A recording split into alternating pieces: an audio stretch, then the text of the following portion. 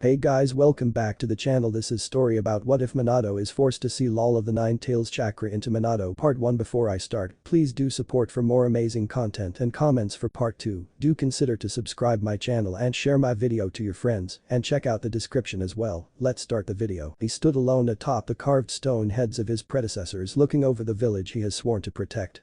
Silently he thought about all of the events that had led up to this moment. His victories against the Hidden Rock village which won the war for the Hidden Leaf, his appointment as Hokage, and even his marriage to the red-hot habanero of the Hidden Leaf, all of these paled to the mistakes that led up to what he now faced. 16 years prior, the 12-year-old blonde ran through the trees that lay in the land of fire.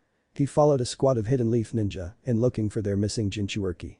As he ran, something caught his eyes and he looked down to find a strand of red hair. He looked forward and saw that the Leaf ninja were already far ahead of him. Looking around, he found another strand of the red hair. There were many strands leaving a trail. He knew that he wasn't strong enough to take on full-fledged ninja, but that didn't stop him from wanting to rescue the girl. He decided to rely on his wit and knowledge of the area to defeat the enemy. He came across a small clearing and found the three-man squad of Hidden Cloud Ninja and the girl known as Kushina Uzumaki tied up. He took out a kunai and began to quickly and silently lay traps around the camp. Ready for his attack, the boy threw a kunai at the first ninja. The man quickly caught it, not seeing the explosive tag wrapped around the handle. The tag detonated, killing the ninja. The other two stood ready to defend themselves. Who did that? Go and check, you idiot. The second ninja jumped into the trees in the direction the kunai came from. As he landed on the branch, he heard a rustling in the leaves behind him. Whoever you are, you're gonna die for that. As the ninja drew a katana from his back, he failed to notice the ninja wire coming from behind him. He was suddenly wrapped up in wire and explosive tags. What the hell? The tags exploded, killing the second ninja quickly. The blonde remained hidden in the trees. He didn't like that he had to kill the two ninja, but he had to save Kushina. The third and final ninja stood in shock at the death of his teammates. He didn't notice the blonde jump from behind him and drive the kunai into his back, killing him. Kushina was in awe of her savior as he walked over and untied her. Are you hurt? Kushina remained silent, astounded that someone came to save her. I came to rescue you. He saw her pass out in front of him. He brushed the hair out of her face as she began to awaken. You are going to be alright now, he said as he picked her up. Wait a second, she started. She noticed the strands of hair in his grasp. I found the trail. Your hair is so beautiful, so I noticed it right away. But you've always ignored me, she said, looking away as he carried her through the trees. Because I know that you are strong in body and spirit. But this is a fight between two villages.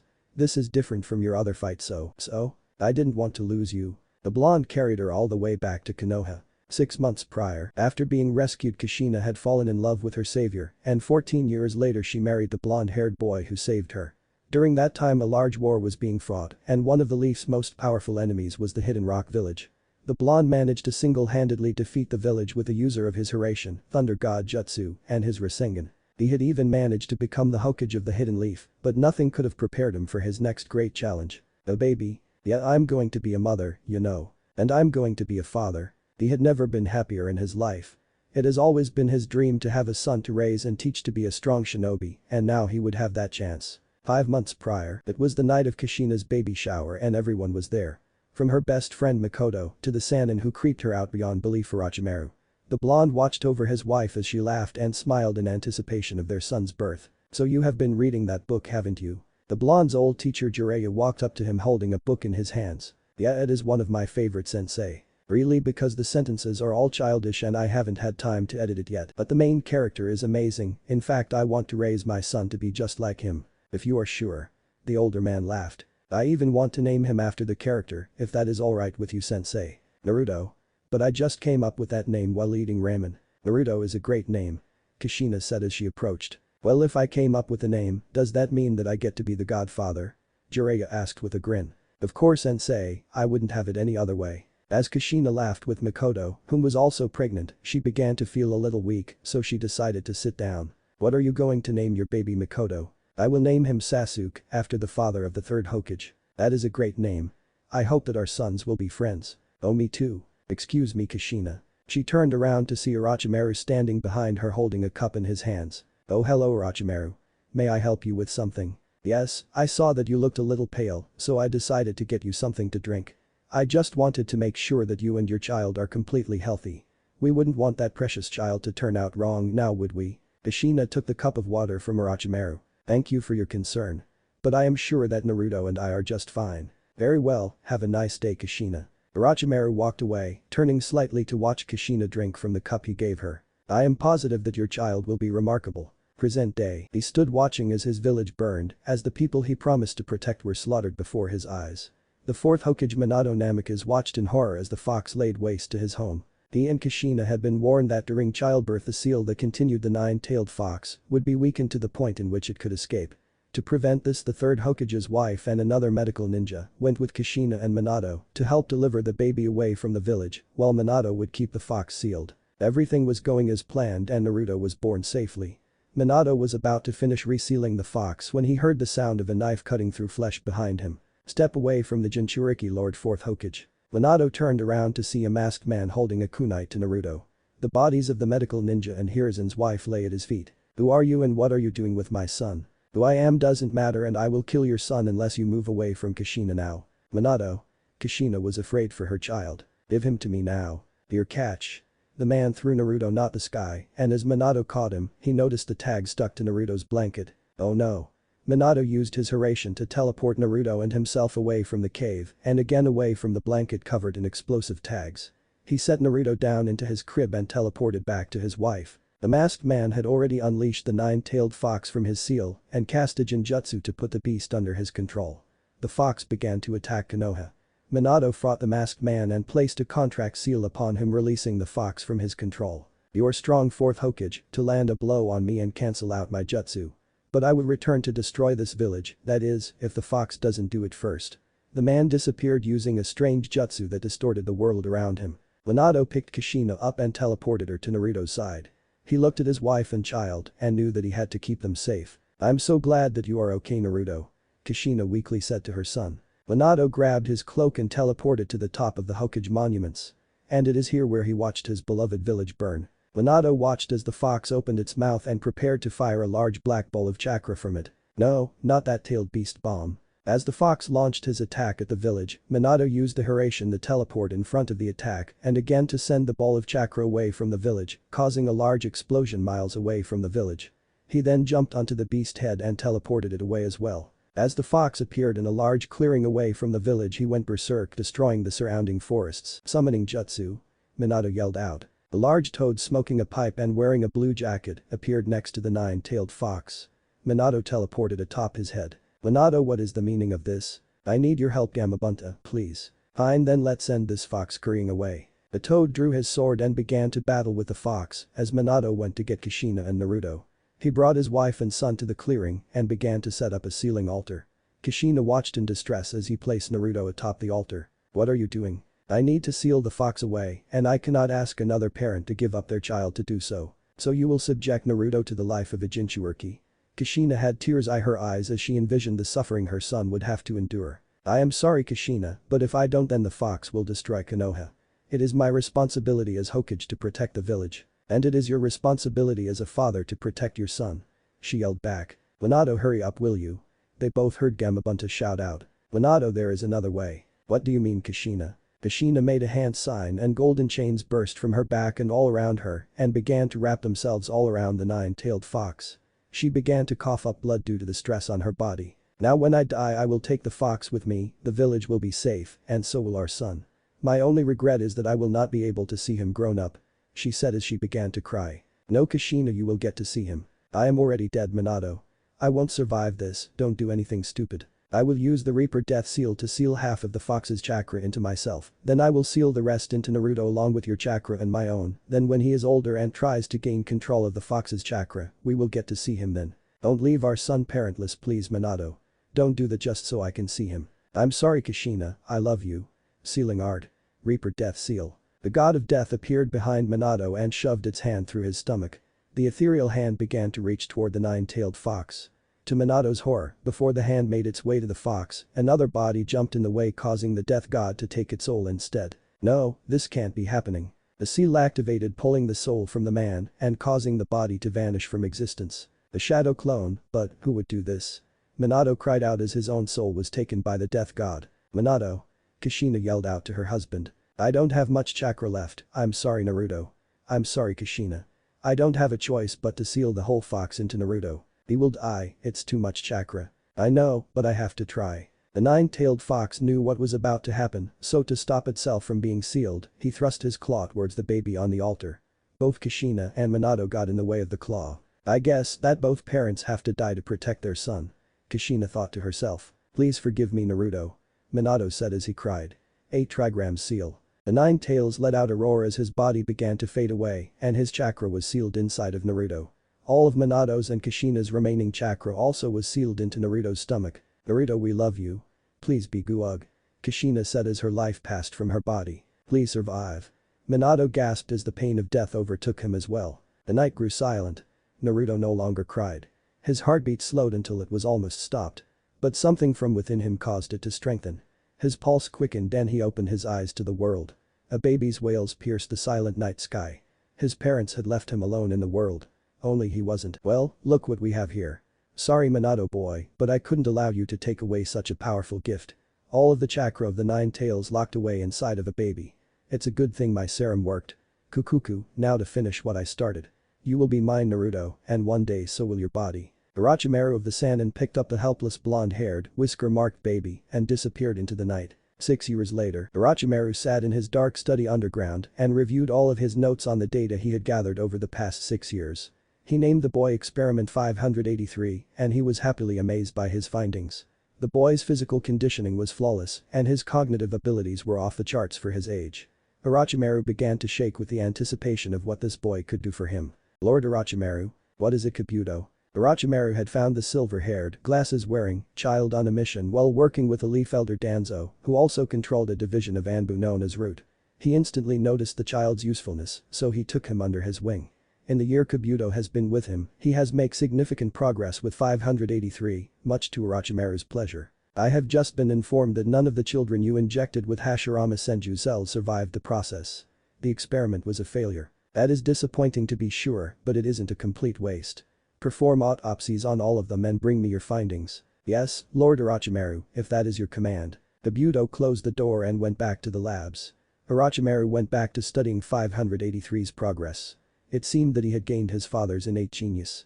And of course his mother's large chakra reserves were also passed down. Orochimaru had even succeeded in breaking through the seal and releasing a larger amount of the Kyuubi's chakra into Naruto's system, though the seal repaired itself too quickly for any significant physical change to occur. I believe it is time to speak with the boy once again. He said to himself as he left the study in search of his experimental gold mine. When he reached the boy's cell he peered in and saw the child meditating on top of his bed. His skin was an ivory color and his blonde hair had begun to show reddish streaks as of late. Well boy, it seems that your Uzumaki blood is gaining dominance. We will have to balance out your body again. We don't want any one part of you taking over now, do we? No Lord Orochimaru, we don't, the boy responded. And how are you feeling? Same as every day. Have been communing with your beast. Kurama isn't a beast, Lord Orochimaru. The blonde boy said defensively. He didn't like people seeing the fox in a negative light. I almost regret cracking the seal before. If I didn't know any better I would say you are plotting with the demon fox against me. I could never do that to you, father. The boy said passively. His voice almost void of emotion. We shall see. Orochimaru said as he walked away chuckling. He had a powerful Jinchuriki under his control, and with the modifications he made to the boy's genetic structure, the boy was sure to be unstoppable when he would mature. And then when he was ripe for the picking, his body belonged to Orochimaru himself. Hiruzen looked out his window at the village with sadness in his eyes. In 3 days it would be October 10th. In 3 days the village would remember the hero of the leaf who died to protect the Mal from the nine-tailed fox. And in 3 days what should have been the happy birthday of Minato's child Naruto would instead be remembered as the day the fourth Hokage, his wife Kushina and their child were killed to defend the village hidden in the leaves. He remembered that day well. Along with an Anbu team, he found the cold bodies of Minato and Kushina near the altar used to seal the nine tails. They found the remains of a charred-up baby on the altar pedestal, and after doing a DNA test, it was confirmed to be the remains of Naruto. Hiruzen and the village mourned the loss of the fourth and his family. Tensions had originally rose about how the nine tails was released or his seal in the first place. The Uchiha clan were one of the first to be accused of the crime, but that accusation was later refuted and the clan was proven innocent of the crime. Hiruzen knew that something had to be done after this, so he appointed a member of the Uchiha clan, Michio Uchiha, the father of Mikoto Uchiha, to be one of his advisors, as well as an elder of the Leaf Village. Doing this allowed the Uchiha to feel more connected to the village, and relations had never been better. Even though the Leaf Village was prospering again, Hiruzen felt like a failure over the death of Naruto. When Minato sealed the nine-tailed fox into his son, Hiruzen knew that it was up to him to protect the boy. And he too late. And to make matters worse, there were rumors that his student Orochimaru had been conducting vile experiments on the children of the Hidden Leaf. Many have gone missing over the past few years, and most of them were shinobi. Hiruzen had squads of Anbu out searching for evidence on the matter, and he truly wished that they didn't find anything. Lord Hokage. Hiruzen looked to the door to his office, which had been quickly opened. An Anbu with a dog mask and silver hair had barged in. What is it, Anbu? We found something. It is true, about Orochimaru. We found underground tunnels with dead bodies in it. They were all children. Where is he?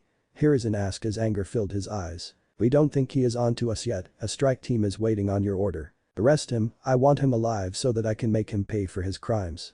Tell them I will be there shortly. Yes, sir. Lord Orochimaru, we need to move at once. Kabuto informed him as he ran into his study. What is it, Kabuto? The team of Anbu have just infiltrated the tunnels, they will be on to us shortly. Orochimaru grabbed his research files and sealed them into a large scroll. He handed the scroll to Kabuto. Take this and leave. I will follow shortly.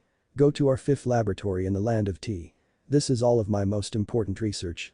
Time is of the essence, Kabuto. Don't fail me. Yes, Lord Orochimaru.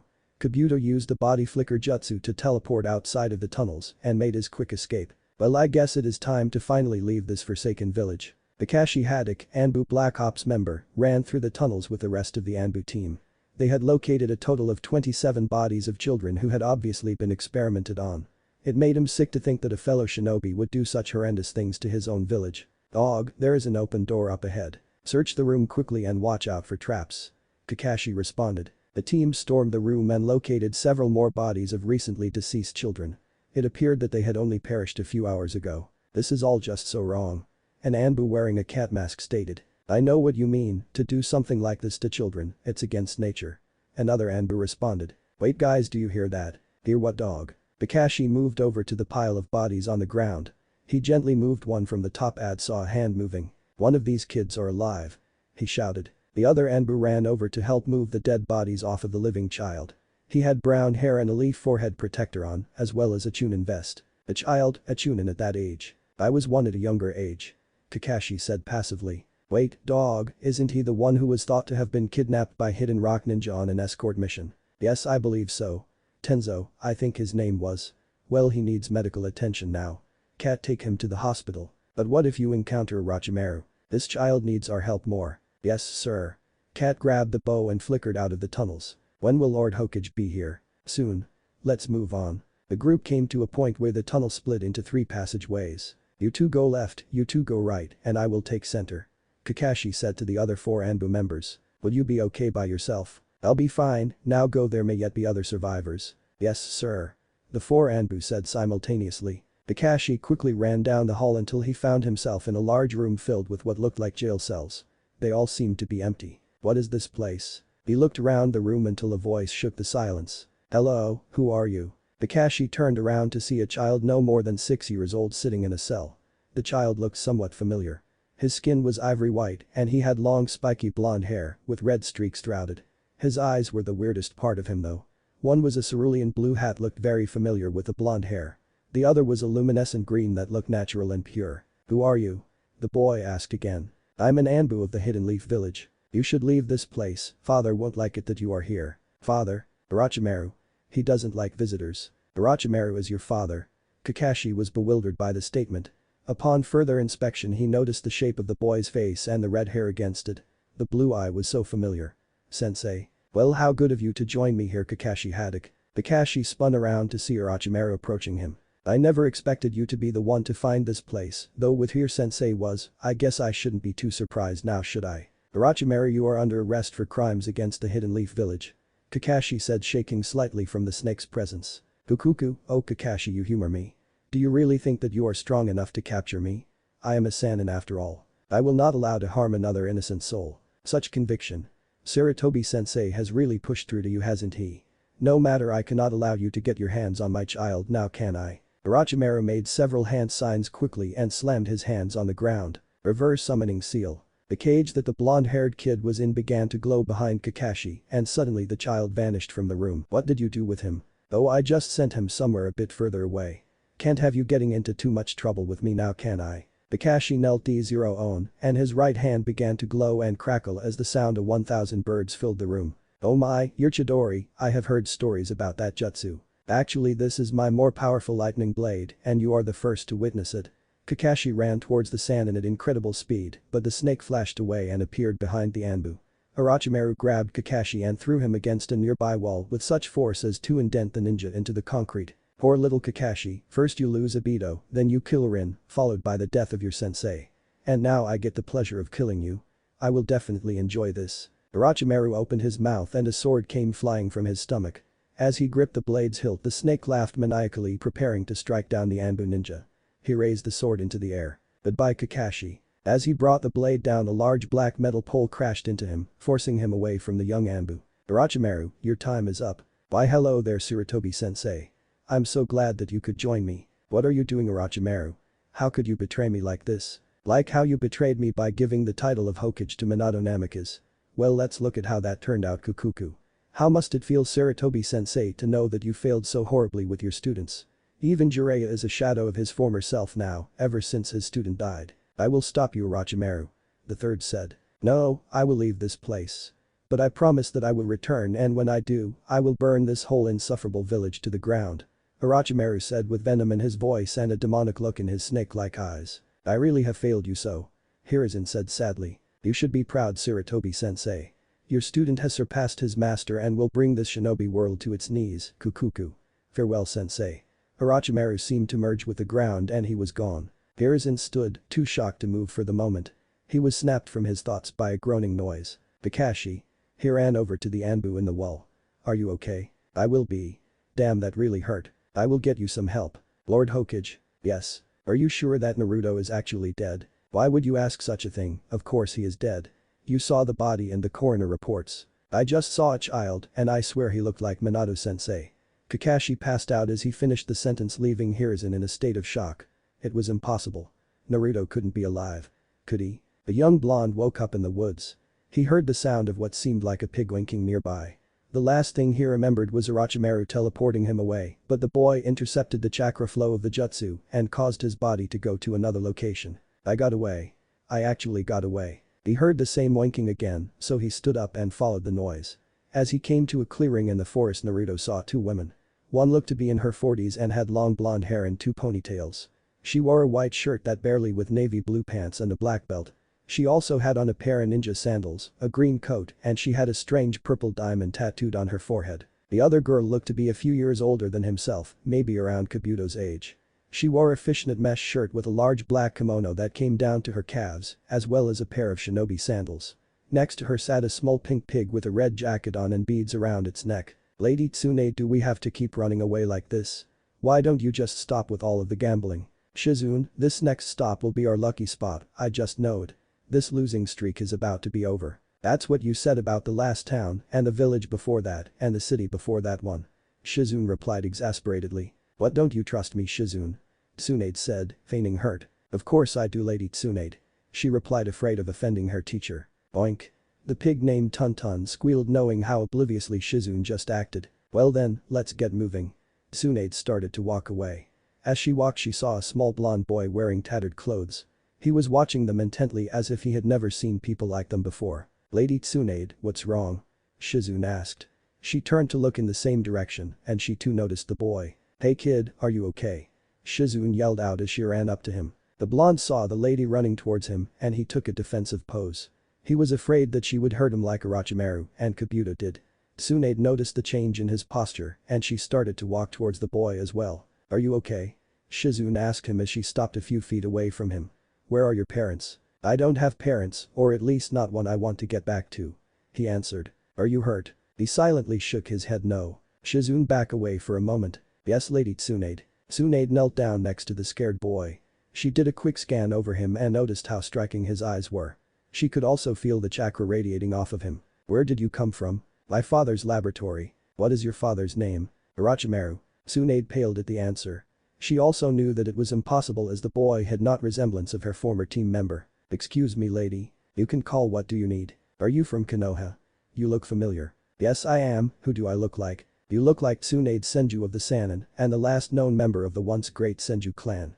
But you can't be her because she would be a lot older than you are. Tsunade couldn't believe that a child so young would have so much knowledge about her to be able to recognize her on sight. Sure, she was famous, but he looked like he was 5. I am her. I use a jutsu to look younger than I actually am. Suddenly the boy grew a large smile on his face. So you can take me to Konoha. Wait, what? I read about the Hidden Leaf Village in a book and I want to go to the place where the 4th Hokage once lived. Why do you want to go there? I want to see the village where he sealed Kurama inside of me. Boo. Kurama, the 9-tailed fox. Tsunade's eyes widened significantly. He couldn't be the hair and the blue eyes, it was impossible, he was dead. Naruto. Hiruzen sat at his desk looking over the shinobi mission reports that had come in the past few days. Ever since the discovery of Orochimaru's crimes and his inevitable defection from the Hidden Leaf, the village had been in a state of shock. Not only had their Sannin hero been kidnapping their shinobi children, he had caused their deaths through gross experimentation. It was a betrayal that no one had seen coming. He had also been shaken due to Kakashi's alleged identification of a child who may have been the 4th Hokage's son. But there was no evidence to support the claim, mainly due to the fact that the boy couldn't be located as Orochimaru took him. Hiruzen didn't want to get his hopes up that the boy could be alive.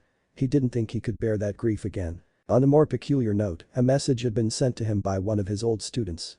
Tsunade Senju, his prized medical specialist, had sent a note that informed him that she would be in the village on October 10th, which was today. He read the note again to see if he had missed anything. Sensei, sealed in this note are a few samples of blood. I need you to have the village medical staff check it against all known shinobi records.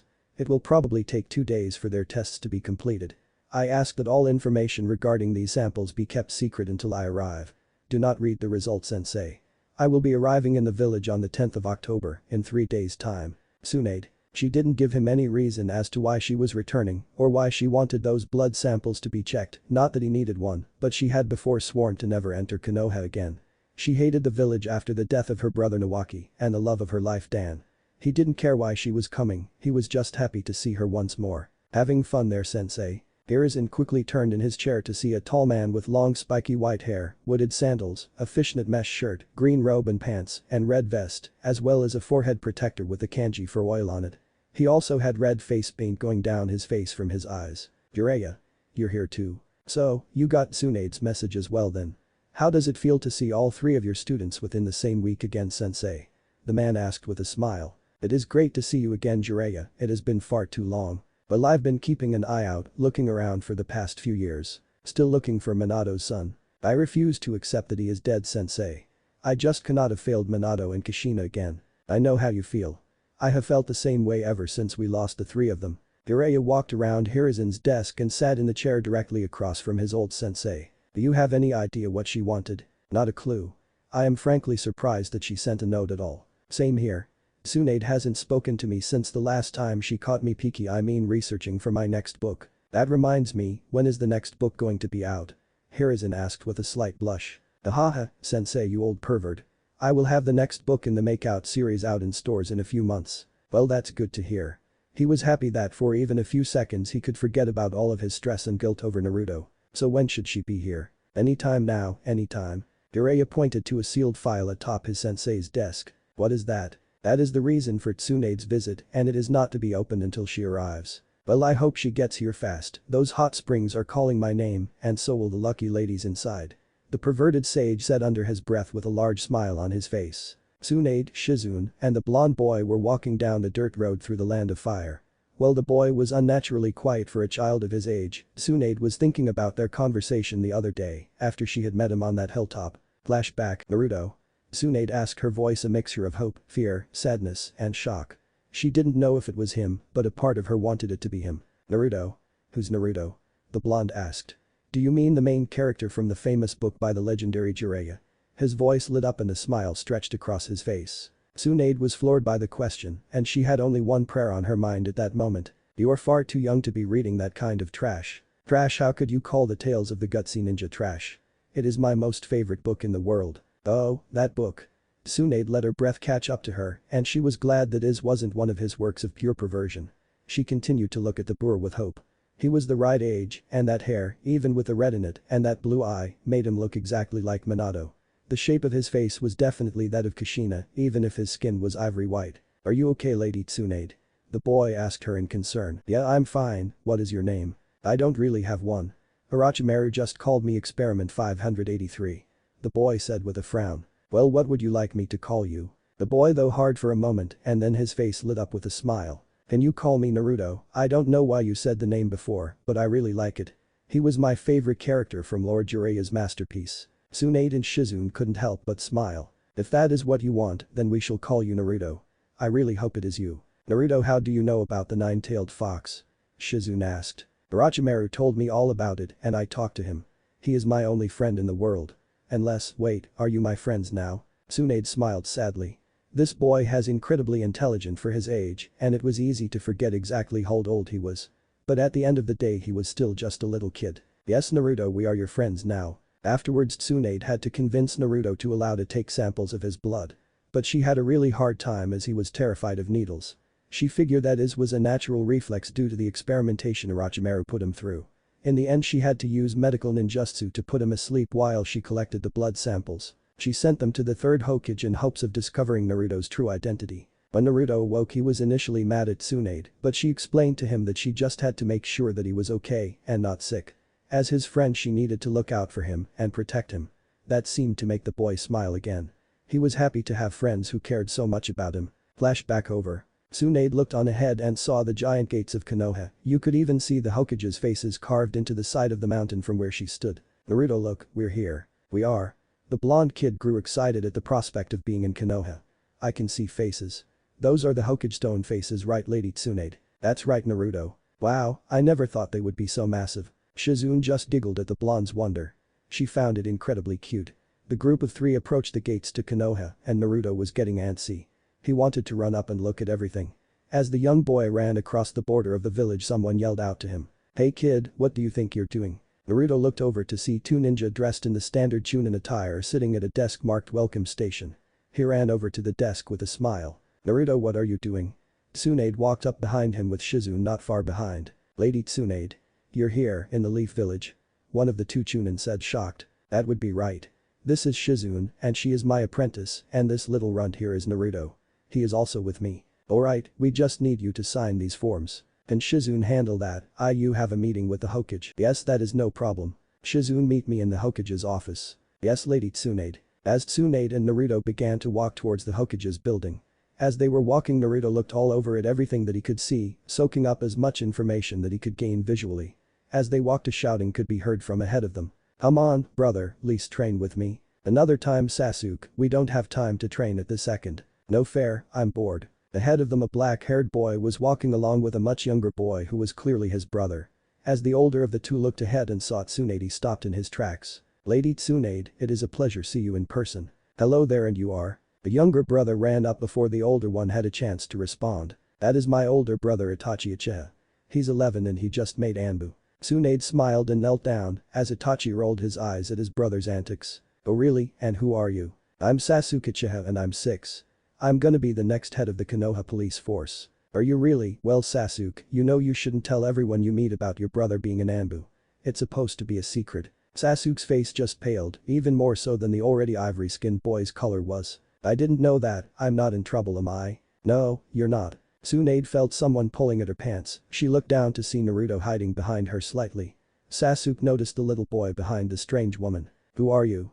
The young Uchiha asked somewhat forcibly. Naruto didn't answer at first, not knowing whether or not he should trust the kid. Go on and answer him. Tsunade told him. Naruto came out from behind her back and stepped towards Sasuke. He held out his hand to the Uchiha. I'm Naruto. How old are you Naruto? Sasuke asked excited at the new kid in town. Naruto's face slightly shifted as he frowned. I'm not sure, 5 or 6, I think. You don't know how old you are? Are you stupid or something? Sasuke asked. Sasuke, now that isn't nice. Itachi cut in. Oh, sorry Naruto. Sasuke said slightly saddened. It's okay Sasuke. Tsunade answered back. I found Naruto by himself in the woods. We are going to see if we can figure out how old he is right now. Can I come with you? He asked excitedly. Naruto also looked happy at the prospect of Sasuke coming along. Can he? Sorry Naruto, not this time. Tsunade answered. Sasuke and I have to be heading home anyway. Maybe we will see you again soon though. Goodbye Lady Tsunade, goodbye Naruto. Itachi said as he grabbed Sasuke's hand. Bye Naruto. Sasuke said to his new friend. Bye Sasuke. Naruto responded. Lady Tsunade, what are you doing in the middle of the street? Shizune said as she ran up and met the two. I thought that you would have been at the Hokage Tower by now. We got a little sidetracked meeting a new friend, right Naruto? Yup. He answered. Well, let's get moving, Lord Hokage is probably waiting for us. Shizune advised. Hiruzen and Jiraiya sat in his office discussing many things as they waited for Tsunade. From news that spread throughout the shinobi nations to Jiraiya's perverted exploits, their topic were never boring. Hiruzen smiled for the first time in a while with his old student. So did you ever master your sage mode? Ugh no, I've been too busy for that serious of training. Busy with what, Jiraiya? You know, my research. The toad sage said with a creepy grin. A knocking came from the door. Yes. Lord Hokage, you have some visitors. Send them in. Yes, sir. Well, it is about time. Jiraiya said a little too loudly. Damn woman is always law. What was that, Jiraiya? He slowly turned around to see his old teammate glaring at him. Tsunade. Hey there, I was just saying how you were always law lovely. Especially today. You look damn good. But try, Jiraiya. Hiruzen couldn't help but chuckle at his students' bickering. Just like old times. He thought to himself. Well, Tsunade, what did you need to see me about? Hello sensei, do you have the files from the medical teams? Yes, they are right here. He handed the folder to Tsunade, who grabbed it and ripped it open quickly. Thank you for not reading it, sensei. I just did as you asked, Tsunade. As Tsunade read the detailed analysis of Naruto's blood work, a slight smile came to her face and she began to cry. But as she read farther, the smile slowly turned into a frown and from a frown to full-blown fire in her eyes. Tsunade Senju was pissed and the target of her anger was Orochimaru. That snake bastard. What's wrong, Tsunade? Hiruzen and Jiraiya asked at the same time. Tsunade closed the file as she finished reading it and wiped the tears from her eyes. First things first, Shizune, please bring him in here. Who? Jiraiya asked. Tsunade, who do you have with you? Hiruzen questioned her. Just watch, sensei. Shizune opened the door and slowly brought Naruto into the Hokage's office. Jiraiya's face instantly turned from curiosity to full-blown shock. Hiruzen felt tears coming to his eyes. He couldn't believe it. Naruto? They both asked at the same time. Hey, how did they know my name? I just made it. The blonde asked Tsunade. What do you mean you just made it? Jiraiya asked. Okay, I need the both of you to stay calm for a moment. I found Naruto here in the woods near the land of tea. He had no idea who he was, what his name was, or even how old he was. But he claimed to know who his father was and that he didn't want to go back to him. Who did he think was his father? Hiruzen wanted answers and he wanted them now. Orochimaru is my father. Naruto said to the two older shinobi, surprise. His hair and eyes. How is this possible? Hiruzen asked in shock. I think he just told us, sensei. Jiraiya responded. Orochimaru. Shizune, please take Naruto outside again and have him take a nap. He's probably tired. No, I'm not. The boy said as he yawned and fought to keep his eyes open. Come on, Naruto, let's let Tsunade and the other grown-ups talk, okay? Okay. He said as he yawned again. As the door closed, Jiraiya stood up and drew a few seals around the room. He then activated them, turning the office into a secluded location, unable to be penetrated. So he has been with Orochimaru this entire time. Hiruzen said to himself. Then Kakashi did in fact see him in there. Why didn't I believe him? There is no way that you could have known, sensei. Jiraiya told the sad old man. Tsunade, what did he do to Naruto? According to the DNA test I had done, that is most definitely Minato and Kushina's son. There is no mistaking that fact. Okay. But there was a strange irregularity in his DNA composition. It seems that Orochimaru somehow combined Naruto's DNA with the DNA of others. But who? Hiruzen asked. Well, first off, Naruto already had the genetic traits of the Uzumaki clan and of Minato Namikaze. Orochimaru managed to acquire cells from Hashirama Senju, Tobirama Senju and Madara Uchiha, as well as Mito Uzumaki. He injected Naruto with their cells and it had drastic effects on Naruto's DNA code. You can see the external effects. His ivory white skin, a common trait of the Uchiha clan. His yellow hair has turned red in many places, that is the extra Uzumaki cells at work, and then his green eye seems to have a connection to Senju DNA. I can't believe it. Jiraiya was pissed off beyond all measure. The absolute torture he must have put him through. How did he survive it? The fox. Hiruzen said Minato sealed the whole fox into him. His regeneration abilities must be extreme. But that should have killed him. Jiraiya explained. Unless Orochimaru already began his tampering even before he was born. Hiruzen clarified. That snake bastard. Tsunade was absolutely livid. What about internal changes, Tsunade? Jiraiya asked. His physical conditioning is perfect. He is fast and strong for his age. But the truth is, we have no idea how all of this will end up affecting him.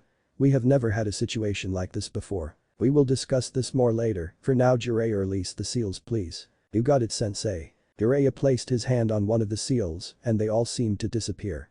As they opened the door they were surprised to see the members of the Hidden Leaf Council standing in the doorway. "Hello Tsunade, how good of you to have come back."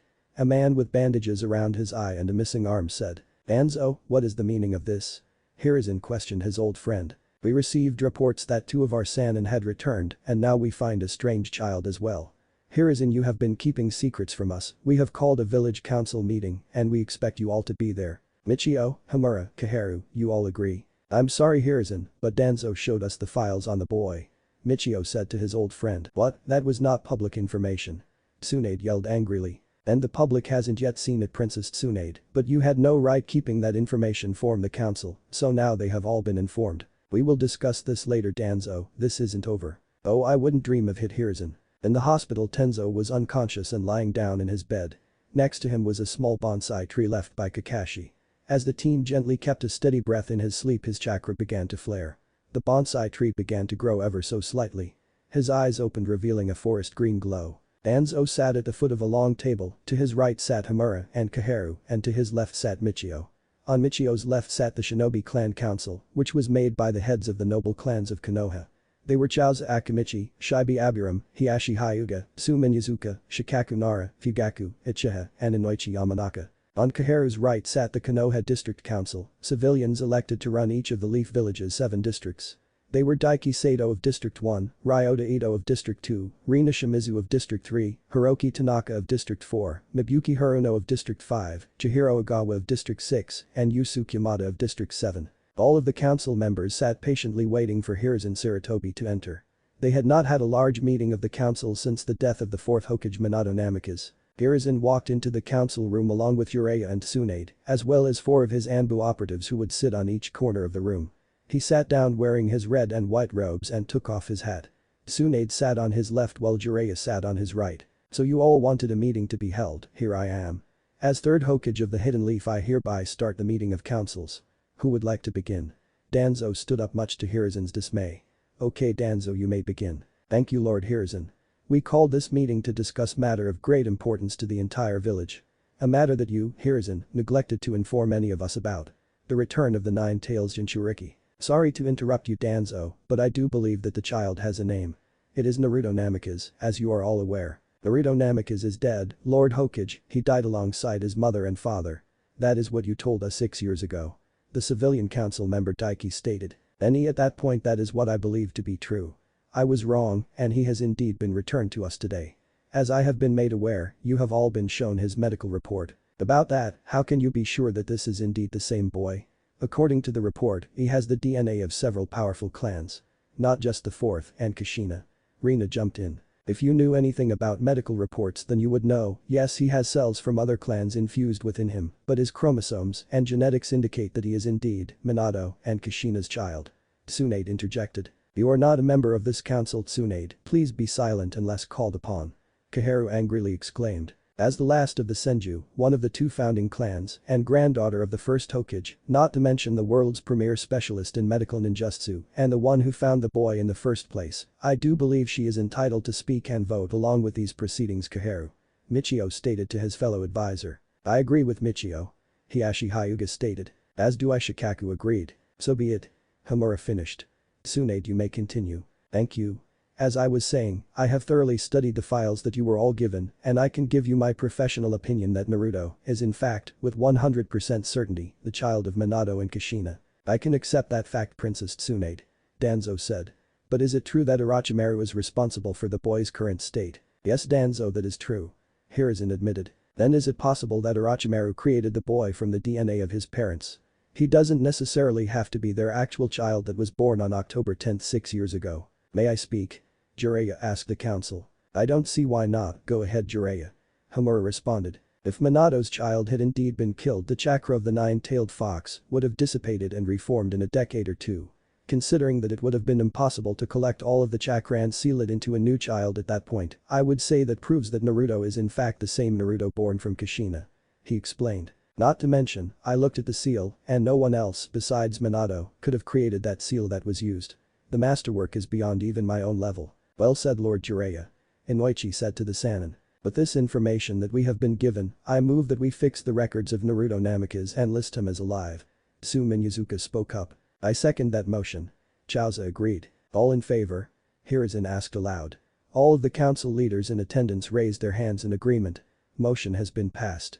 Now if that is all then Not so fast Hiruzen, there are other matters that we must consider. Danzo said aloud. What is it now Danzo? I have several questions that have been submitted to me that I would like to ask. The names of the questioners will not be given. First, is the nine-tailed fox safely sealed away? We do not want it to escape. The answer is yes, the seal is perfect. Naruto's chakra system and the foxes will merge until Naruto has complete control over all of the fox's chakra. The fox has no way of taking him over. Jiraiya answered. As a well-known seal master I believe that we should listen to Lord Jiraiya. Shibi stated. Agreed. Danzo answered. Second, do you know how the experimentation on the boy will affect him? There is no way to tell at the moment. But negative effects are not likely at this point. He has lived through procedures no one else could have survived. But he could become a powerful asset to the village. Tsunade answered. Very good. That brings me to questions 3, 4 and 5. Where will he live? Who will take care of him? And will he become a shinobi? Is it true that he has Uchiha blood in him? Fugaku asked. Yes. Tsunade answered. Then I believe that the Uchiha clan should take him. Absolutely not, the Hyuga clan will not allow you to take him, you will just use him for your own power. Hiashi spoke out. How dare you accuse me of such a thing? If I may Lord Hokage, the boy also has Senju blood and Uzumaki blood, am I correct? Shikaku asked. Yes, his mother was Kushina Uzumaki and Orochimaru gave him Senju DNA. Then why doesn't Lady Tsunade raise the boy? That is up to her. Hiruzen answered. Jiraiya has been listed as Naruto's godfather as well. I believe the best solution would be to leave him in my care Lord Hokage. Danzo announced. Absolutely not. Tsunade shouted back. I will raise the boy to be a weapon for our village the likes no one has seen before. Also his blood needs to be researched. If we could give all of our shinobi his potential power, then our village would be unstoppable. The civilian council seemed to agree with the old warhawk. Naruto is not a science experiment Danzo, nor is he a weapon to be used in such a way. He is the living, breathing, human son of our fourth Hokage and will be treated as such. Tsunade was livid at Danzo's proposal. Tsunade, all ninja are weapons for their village. He responded. I move that Naruto be placed in my care. Danzo, do not try this. Not with Minato's child. I second that motion Hiruzen. Homura responded. Fine. Hiruzen said gritting his teeth. All in favor. Danzo's hand raised as well as Homura and Kaheru's. 6 of the civilian council's hands shot up. Ibuki, what are you doing? Yusuke asked. I don't believe that a child who has already lived through 6 years of hell should live through more. All opposed. Everyone else's hands raised into the air. Motion denied. I move that Tsunade Senju should raise the child. Jiraiya spoke out. You are not a member of this council Jiraiya. Danzo quickly said. Fine then I will make the motion. Michio said. Lord Michio? Fugaku questioned. Fugaku, you are a great head of our clan, but what this village needs is balance. The Uchiha cannot take too much power. It is bad for the village as a whole. Fugaku nodded to his father-in-law in respect. I second the motion. Hiashi Hyuga said aloud earning a few astonished looks. All in favor. All of the shinobi council's hands raised high. Tsunade, Michio, Hiruzen and Mabuki also raised their hands. Majority rules, motion carried. Tsunade will take care of Naruto. Thank you sensei. Tsunade said slightly amazed that she now had to care for a child. I would like to make a request of you though Tsunade. Hiruzen said. What is it sensei? Naruto I the son of Minato and Kushina and as such I would like Hai to be raised within village walls.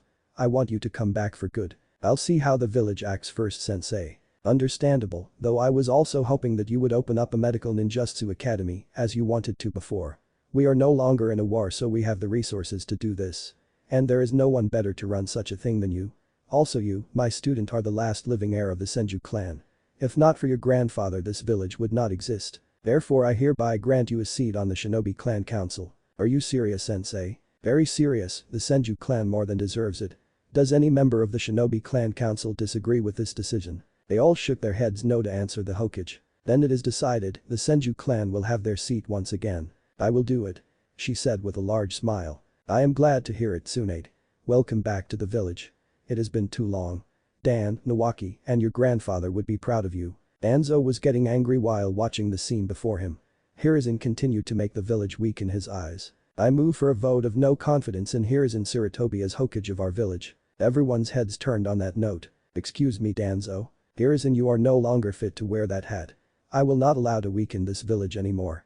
We should be the most powerful of any nation, but it cannot happen if you are Hokage. How dare you? Hiruzen asked pissed off. I second this motion. Yusuke said aloud. If that is what you wish, then the motion will be voted on. All in favor. Danzo raised his hand, as did Yusuke, Chihiro, Daiki, and Hiroki. But they were alone in that regard. What is this? Danzo yelled. Danzo, Hiruzen has led this village well for many years, and while he may make decisions that we do not agree with sometimes, we would never want him to step down unless there was a truly viable candidate. Homura said to him. And you are most certainly nodded. Kaharu agreed. Danzo, your motion is denied. How has it come to this, my friend? You are a weak old fool, Hiruzen. This village has the potential to be unstoppable. The will of fire is lost to you. The will of fire lives in all of us, so long as we are prepared to lay down our lives for the safety of others. You Danzo have betrayed me greatly on this day. You call a meeting behind my back, try to steal power for your own benefits and goals, and attempted to overthrow me out of this position. I think that you have forgotten something, my friend. This is not a democracy. This is a dictatorship, and I have the last say as to what happens within these walls. This council was created for the purpose of distributing power and helping the Hokage run the village, not to run the village themselves. I am sorry, my friend, but I hereby remove you from your position as advisor to the Hokage. I remove all rank and association to the shinobi of this village. You will live your days as a civilian, and if I find out that you have taken any action against this village's safety or order, then you will face the consequences of those actions. And they will be severe, let me promise you that, my old friend. You can't do that, Hiruzen. You need the council's approval. No, my friend, I do not. Anbu, remove Danzo from this room, please. Damn you, Hiruzen. Danzo said as an Anbu used the body flicker technique to teleport him from the room. Now, is there anything else? Hiruzen, who will take Danzo's place?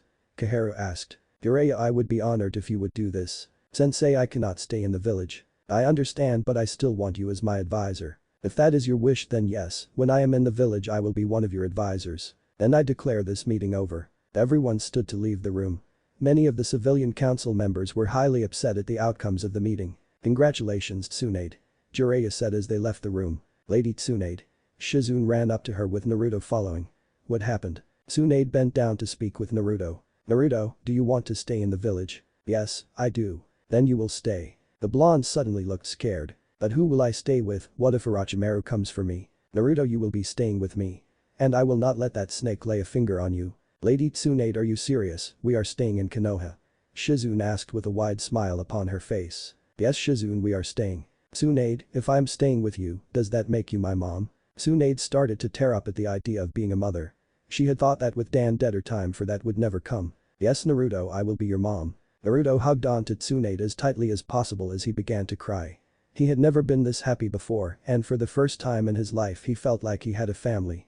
But then a thought came to his mind, a thought of an old friend that he missed. Mom, so you found me when I got away from Orochimaru, right? Yes, why, Naruto? Did you find any of the other kids he had? No, I didn't, Sensei. Naruto, when we raided Orochimaru's underground labs, all of the kids we found were dead. Well, except one, but he was in a severe coma. Was it my brother? Naruto asked with hope in his eyes. Your brother? Lord Hokage. A nurse came running down the hallway. Lord Hokage, you need to come quickly. What is it? You just need to see this. Tsunade, please, we might need your medical expertise at the hospital. Hiruzen said to his student. Tsunade picked up Naruto as she and ran with the Hokage to the hospital. They heard a loud crash as they approached the building and saw a tree burst through the wall. What in Kami's name is that? Tsunade asked. Let's hurry. As they entered the hospital, another nurse came up to them. Sir, it's that boy that your Anbu brought in. He awoke from his coma and he just freaked out. What room? Second floor, room 221. Tsunade, let's go. They ran up the staircase and came up to his room. As they looked through the door, they couldn't believe what they were seeing. Tree branches and leaves began to elongate and twist all around the room as the teen cried out on his bed in fear. They could see his chakra becoming visible as the tree on his nightstand reacted. This is impossible. I've never seen something like this since. Hiruzen couldn't finish his sentence. Grandfather? Tsunade said to herself in shock at the power of wood release she was witnessing. Naruto jumped out of her arms and ran to the teen on the bed. He jumped up next to the boy and threw his arms around him. Brother, stop it. Don't be scared. Please. Father, both Hiruzen and Tsunade thought at the same time. The teen opened his eyes and looked at Naruto, and his chakra stopped flaring. The tree began to slowly shrink away and went back to its normal size. A large gaping hole remained either side of the hospital wall. Tsunade took a good look at the boy on the bed. He had short spiky brown hair and large eyes. But the thing was that they had a strange green glow to them until the tree went back to normal, then they were black as black could be. 583, I that you? Yeah, it's me, brother, don't be afraid anymore, I don't like it. I'm sorry little brother. Excuse me Naruto who is this? I didn't know that you had a brother. Tsunade said to the blonde. This is experiment 575. He looked out for me when Orochimaru had us, but now we are both free. Tsunade approached the boy. Do you know who you are or what has been done to you? I don't remember my real name. It's been so long. But I do know that Lord Orochimaru said he was trying to inject Hashirama Senju cells into our bodies. Everyone else died though. I'm so glad that 583 here is safe though. My name is Naruto now brother. Naruto said. Tsunade this boy's name is Tenzo. He went missing when he was 5 years ago. He was a chunin at 7, which is probably why Orochimaru wanted him. Who were his parents? He was an orphan before that. Tsunade walked to the bed. Naruto still hugging his brother looked over to her. Can he live with us please? I don't want to lose him again. Of course he can, that is if he wants to. Yes, I don't want to leave my brother alone. Okay then Tenzo, you will live with me and Naruto. Naruto ran up and hugged Tsunade tight. Thanks mom. Tsunade started to cry as she heard Naruto call her mom. Excuse me, you called me Tenzo? Yes that was your name before Orochimaru took you. Tsunade explained. And I didn't have a family before that? He asked her. No I afraid not. Then I want to change my name. What would you like to be called? Tsunade asked him. He thought for a few minutes and then looked up to her. Then my name will be Yamato, for that is what I will strive for harmony. Sensei, I would like to adopt both Naruto and Yamato. Hiruzen smiled at his student. So be it Tsunade. Your compound is still available if you would like to move in. Thank you sensei. Come on you two, it's time to be a family. Naruto looked at Tsunade and Yamato and smiled. Family huh, that sounds great. He thought to himself. Congratulations, Naruto. A voice rang inside his head. Naruto, Tsunade, Yamato and Shizune walked out of the Hokage's tower. Tsunade had just signed the papers to adopt Yamato and Naruto as her children. Tsunade, after having noticed Naruto and Yamato's lack of decent clothing, decided that the first thing they needed to do was get some good cloths for her new sons. Tsunade led the group to a nearby store and walked up to the counter. Hello there how can I help you you're Tsunade Senju? The store clerk said as, yes I am. Oh Kami, the great lady Tsunade in my store. How may I help you today? Well first off it's just Tsunade if you please and second I need some new cloths for my 2 sons here. I didn't know you had children. The store cleaner said surprised. I just adopted them. So can you help me? Of course right this way. Naruto was led to the children's section of the store and he looked all over for something that he liked. The clerk showed him many different styles of clothing that were colored blue, red, yellow, and even black. But none of it appealed to Naruto. He then saw a shirt that he really liked. What about this mom? He asked. The shirt was a simple t-shirt colored in a dark burnt orange. Are you sure about that color Naruto? Tsunade asked. Yes, I know it isn't a very shinobi-like color, but for some reason I just feel drawn to it. Okay Naruto. Tsunade helped Naruto find the rest of his cloths and his current shirt got caught on a bar from a cloths rack and it tore a bit. She saw a strange white mark on his shoulder, so when he went to the dressing room, she had him take his shirt off. He had a strange series of scars that marked his skin from his upper left pectoral muscle, over his left shoulder and down his arm to his elbow. She could only think that whatever Orochimaru did to him had forever scarred her son. In the end Naruto had picked out a pair of black pants and black sandals, his dark orange shirt and a white hoodie that he left unzipped. Yamato chose to wear a pair of black pants, a dark green shirt and a brown vest over top of it. He had been asked by the 3rd Hokage if he would like to rejoin the shinobi force and he agreed. So he would be jumping back into his training as soon as he could. Hiruzen told him that he should expect a set of Chunin shinobi cloths within the next few days. Tsunade paid for the clothes and then ordered several more sets of each to be made. She then bent down to Naruto's level. Are you ready to go home now Naruto? Yes mom. Good, then when we get there we have a few things we need to talk about. Is it about what Orochimaru did to me? Tsunade had to smile at the statement. She was always amazed at the maturity Naruto was able to exhibit, but she also hoped he would lose a little of it and enjoy the rest of his childhood. Yes it is Naruto, among other things. Okay mom let's get home then. The little blonde said with a smile. Shizune. Yes Lady Tsunade. You can stop calling me that now Shizune, you're more like a daughter to me than an assistant you know. Sorry Tsunade, what did you need? Take this list and get the things on it. Feel free to use my savings, you know all of the information on them anyways. What is this for Tsunade? Today is a very important day Shizune. Have it all ready by 7. That gives you about 3.5 hours. Okay I'll get it done. I'll help her out if you want. Yamato said to Tsunade. Thank you Yamato, but it's for you too. Yamato stepped towards Shizune and smiled at his new mom. I know exactly what is going on and I want to help. Tsunade smiled and nodded to her new son. He and Shizune walked off in the opposite direction. Now let's go home Naruto. Shizune and Yamato stopped by the several shops to get everything on Tsunade's list. With an hour and a half left, the two were heading away from the Uchiha compound back to the Senju compound. "So how long have you known Naruto for?" Shizune asked Yamato. "A little over 2 years. I found him crying one day in his cell during a prisoner exchange. I had just been moved to that hideout and I was surprised to see a 3-year-old. As he always been so old for his age. A lot of that comes from the way he was raised. It's sad really. But I can tell that he is already happier with you and Tsunade. I'm glad that we found him. He really has changed her so quickly. I almost can't believe it. That's my little brother for you." Orochimaru and Kabuto were the only ones who seemed to be unaffected by his presence. Kabuto is Orochimaru's assistant. I don't know his last name, but he is an extraordinary medical ninja. Especially for his age. How old is he? A year younger than me, so 12. Well, I'm glad that Naruto had you at least. The two continued their walk towards the Senju compound in silence. Shizune could tell that living with Yamato would be interesting. Especially with his wood release abilities. Tsunade and Naruto entered the old dusty house. It had not been kept up on since no one had lived there for several years. But it seemed that her old sensei had decided to assist them with the cleaning, as a few minutes later there was a knocking at the door. "Hello? Hello Lady Tsunade. We received a D-ranked mission to help get your estate cleaned up." There were 2 genin teams outside her door and she smirked evilly. "Well, thanks for coming, I hope your genin are fit for the job." Tsunade worked the genin teams to the bone and within 2 hours she knew the place would be clean enough for her plans. "Naruto, would you follow me?" "Yes mom." Tsunade led her son up to a room with a bed. The room was blank as it had not been used in many years, but Tsunade knew that this was once her brother Nawaki's room. It had been used in many years and after seeing how barren it was Tsunade shed a tear. "Mom, are you okay?" "Yes, I'm fine Naruto. This will be your bedroom. Tomorrow we can go and get you proper furniture for your room." "We don't need to mom, this is already better than my cell that Orochimaru kept me in," he said with a big smile on his face. Tsunade had to hold in her anger at her old teammate. "Naruto, you don't live with him anymore and I am going to give you everything that you deserve to have. And that includes a proper bedroom." Naruto hugged Tsunade's legs. He truly felt like this could be his home now. "We have some things to discuss Naruto." Naruto sat down on his bed and Tsunade followed. She laced her hand on his shoulder and pulled him closer to her. "Naruto, you said before that you knew that the 9-tailed fox was inside of you?" "Kurama, yeah, I talk to him sometimes.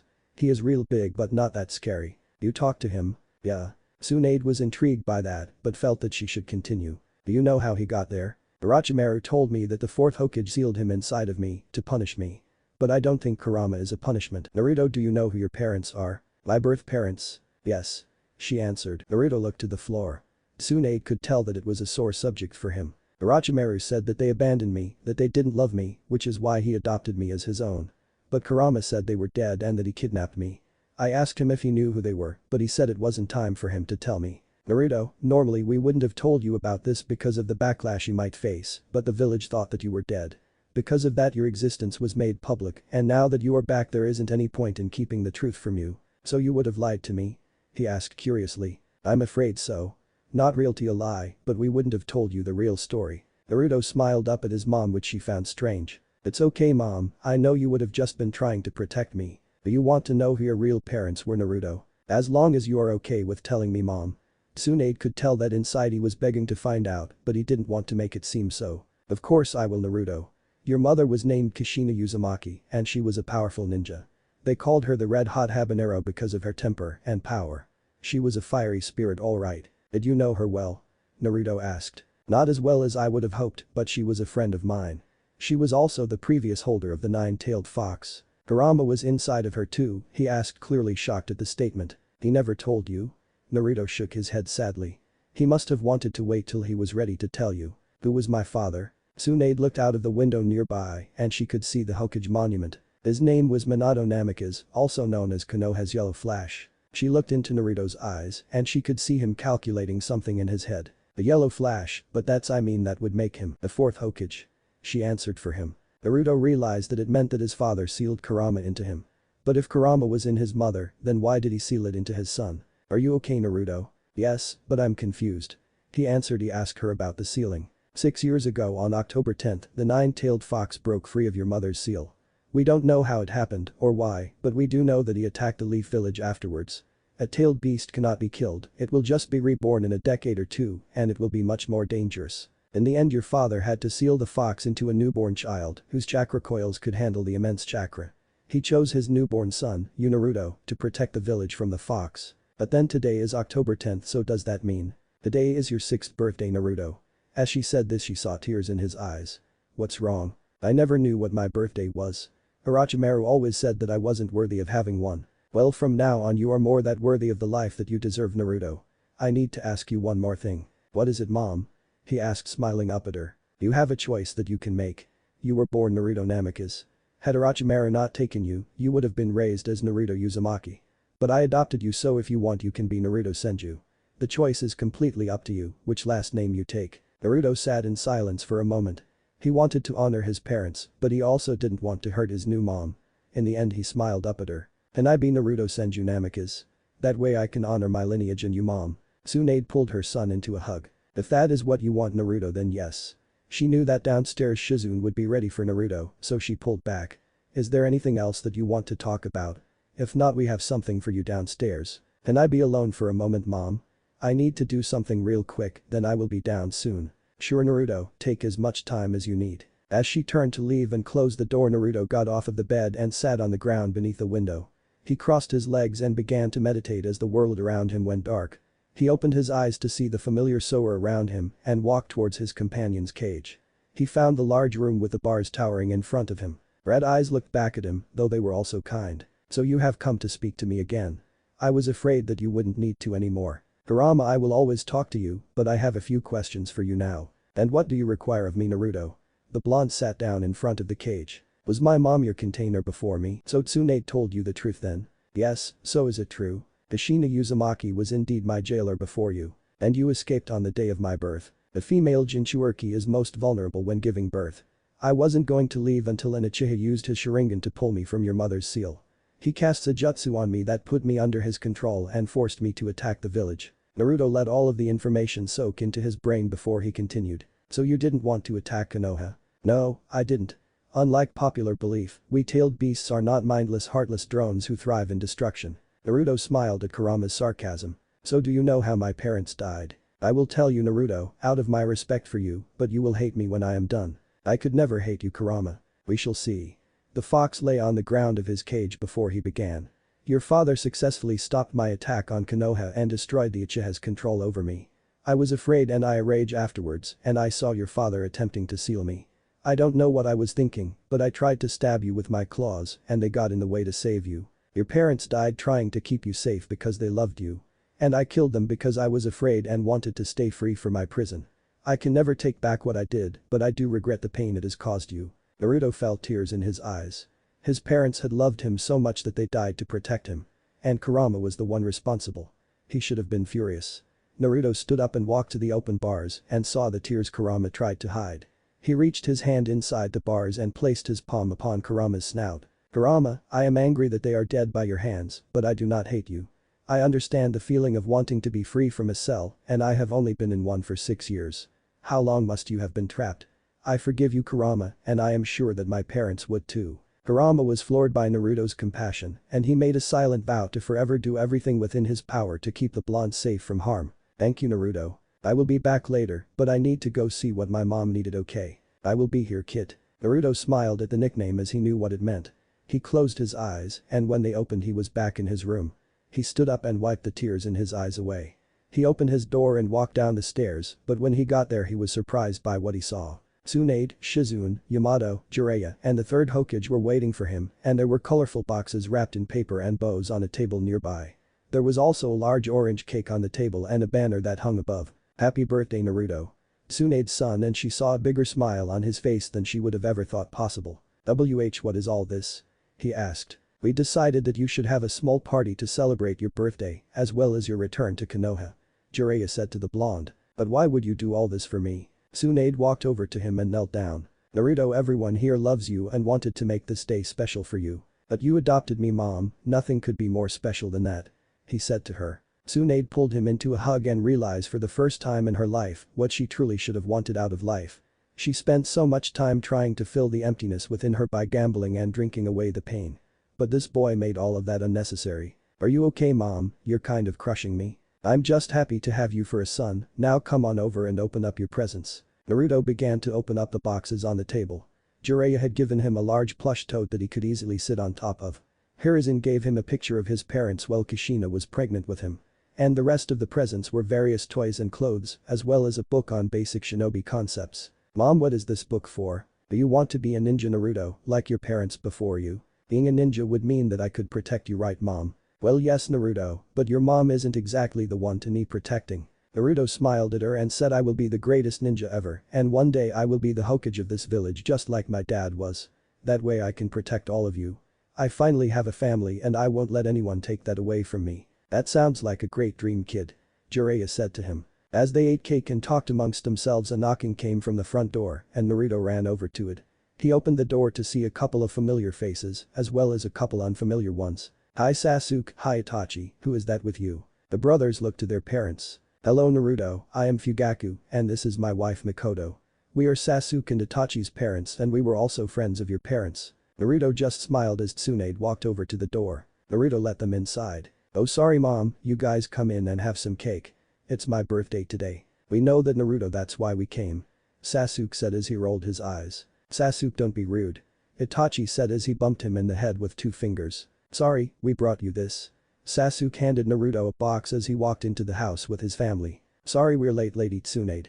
Mikoto said. Don't worry about it and please just call me Tsunade. We were happy to receive the invitation, especially after the rocky start today with the council. I figured Naruto could use a friend his own age and who better than the son of his parents' friends, right? Mom, look, Naruto had opened his present and inside was a child's set of ninja gear. But now you can train and become a strong ninja, Naruto. You bet, I'll be the strongest. Tsunade loved seeing him act more like the child he really was. She hoped it would stick around. Yeah, but you won't be stronger than me, I'm an Uchiha. I am a Senju Namikaze. The 2 boys looked at each other with similar grins. They knew that they had found both a friend and a rival in the other. Everyone else just shook their heads. This is the best day ever. Naruto thought to himself. Minato was sitting alone in the middle of the forest meditating. It had been 1 month since his reintroduction into Konoha and already rumors of his abilities were spread throughout the village. Tsunade had watched over him as he tried to rediscover his ninja abilities and they all came back rather naturally for him, as if he had never forgotten them or even stopped being a ninja. Most surprising was his subsequent control over the wood release jutsu. As he meditated in the woods he could feel the gentle call of nature and he began a daily exercise he had developed. He began to breathe at nature's pace and he attempted to see how far into the woods he could sense. He could almost feel the trees as they sway in the wind. He felt as if he had become rooted to the ground and intertwined with the delicate system in the dirt. Each blade of grass was a hair on his head and each branch an arm or leg. It all felt so peaceful, so surreal. Minato. The connection broke as another person landed in the clearing next to him. He opened his eyes to see a masked shinobi with 1 Sharingan eye staring at him. He looked around him and a few trees had begun to grow and circle around where he sat. Hello Kakashi-senpai. Are you ready for our mission? Yes, I was just centering myself. It is my first one after all. Minato's skills had been so impressive that the third had asked him to join the Leaf Village's Anbu Black Ops. He agreed and was placed under the command of Kakashi Haddock. For the past 2 weeks Kakashi had been teaching him and Minato just soaked up the information.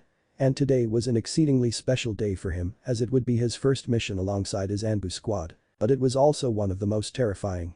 He had not been on the line of duty as a shinobi as far as he could remember. Would he mess up or get his team killed out there? Would he see his brother again? He didn't know the answer, but he knew he needed to brave the challenge. Kakashi had been given the command of his very own Anbu squad, which was made up of newer members, whom also happened to be extraordinarily talented. Minato followed his captain, whom he had much respect for, to the team's meeting point. When he got there he took note of the other 3 members of the Anbu squad. All of them wore the same standard issue outfit. The first member was a purple-haired woman who was named Yugao Yuzuki, and he knew that she was one of Konoha's top genjutsu wielders. The second was the youngest member of the group, Itachi Uchiha, who was a specialist in genjutsu, as well as being deadly with taijutsu and ninjutsu, but his Sharingan eyes were his deadliest weapon. The final member of the team was a girl whom Minato had heard of many times, but never actually met. She was the apprentice of his former kidnapper, Orochimaru. Anko Mitarashi who, like her teacher, was proficient in the use of snake summoning and snake-related ninjutsu. She was also highly adept at interrogation techniques. Okay, listen up you 4. From now on we will be known as Team Ro. When on duty your names no longer exist. You will wear your Anbu mask at all times. This is to protect yourself and your loved ones. I am your captain and I have only one thing to say. Those who abandon their mission are trash, but those who abandon their comrades are worse than trash. He walked over to each member and gave them their code name. Yugao, you will be Nico. Anko, you will be Hibi. Itachi, your name is Karasu.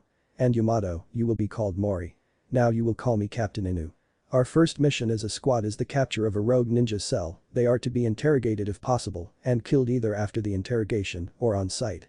Use good judgment on your targets. Here is a file on the shinobi you will most likely come up against. Kakashi passed around the file to his team. Once they all had their look, he continued. We have 4 days to complete this mission.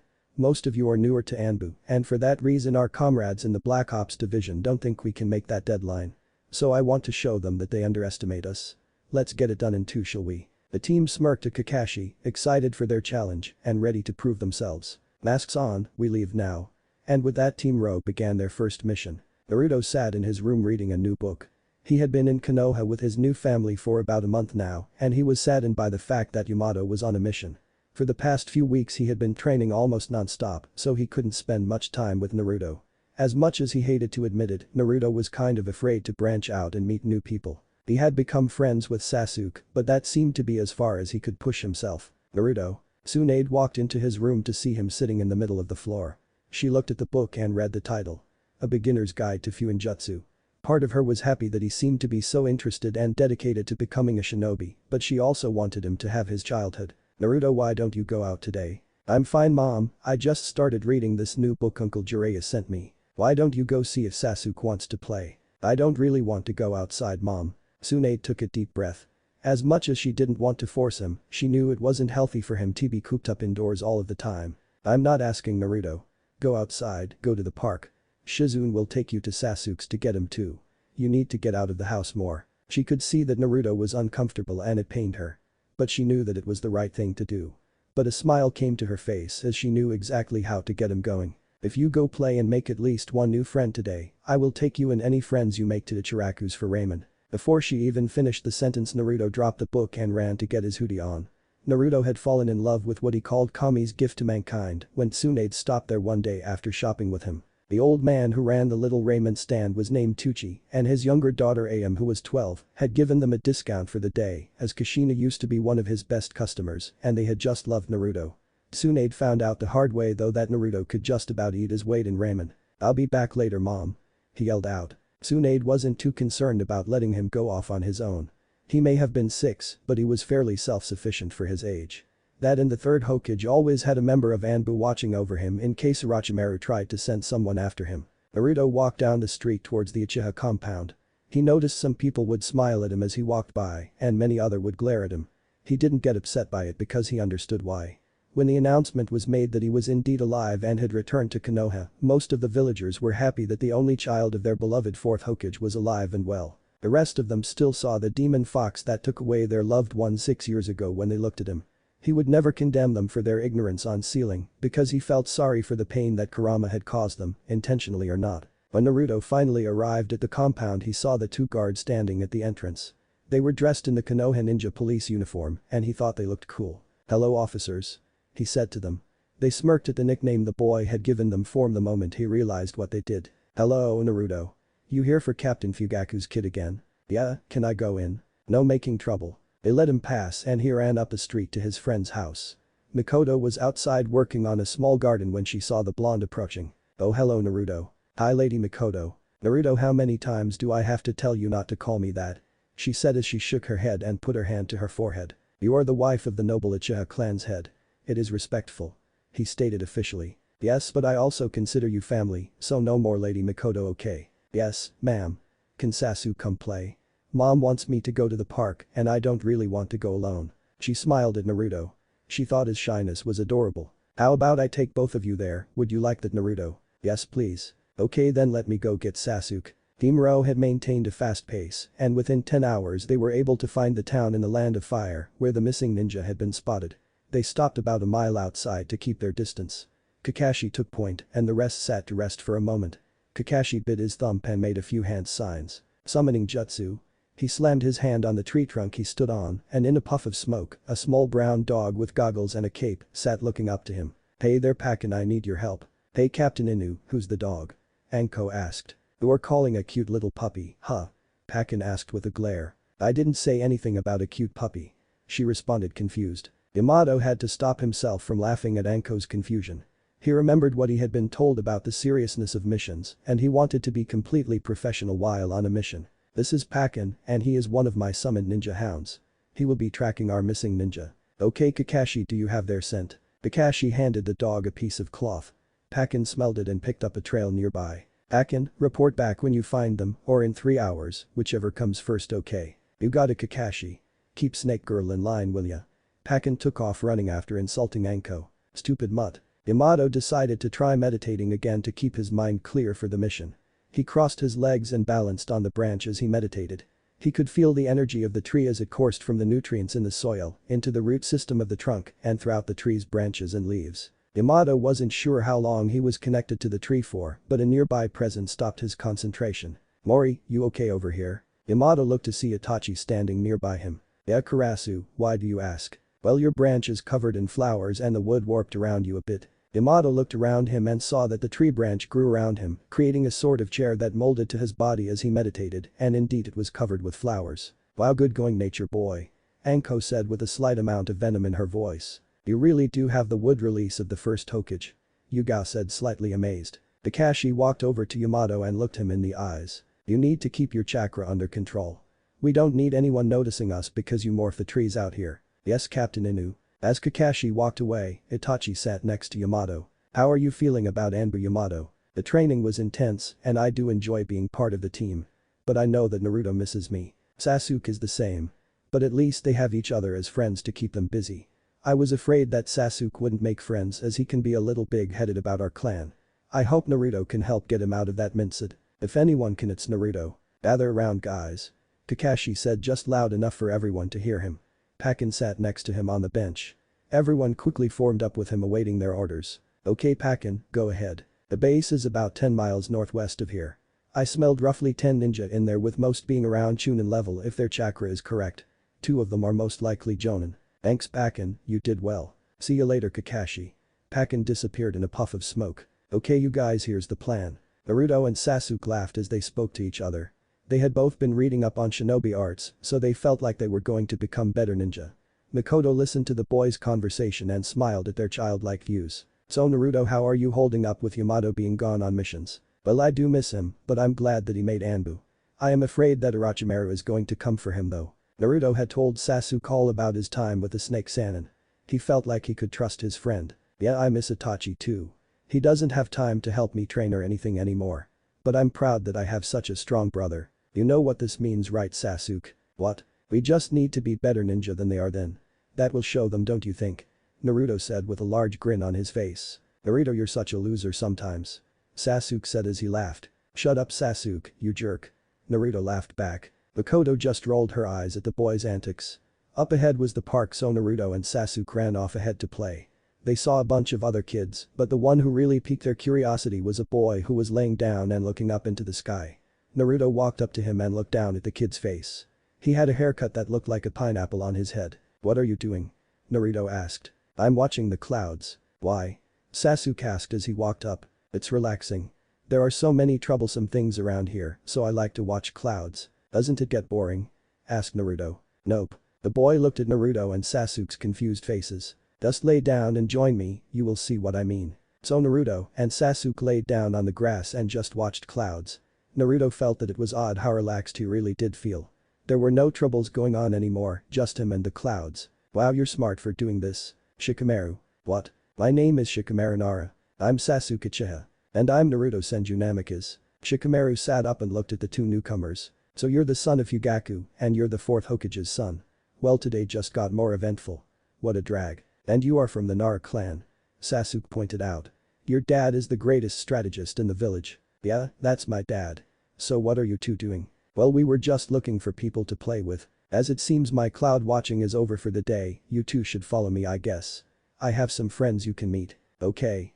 Naruto said a little more excitedly. Shikamaru led the two kids over to another area of the park. They saw 3 kids sitting there. One was slightly chubby and had a bag of potato chips in his hands. The second was wearing a pair of sunglasses and had on a white shirt, he seemed to be watching a colony of ants at work. The third was standing around with a smug look on his face, as if he was the man in charge. He also had red triangle marks on his cheeks. Hey Shikamaru, who's that with you? The chubby kid asked. Toji, this is Naruto and Sasuke. Toji Akimichi. The chubby kid said as he stood up and offered his hand. Sasuke Uchiha. Naruto Senju Namikaze. The three kids looked up in shock at Naruto's name. They stood up and hurried over to him. You're Naruto Namikaze?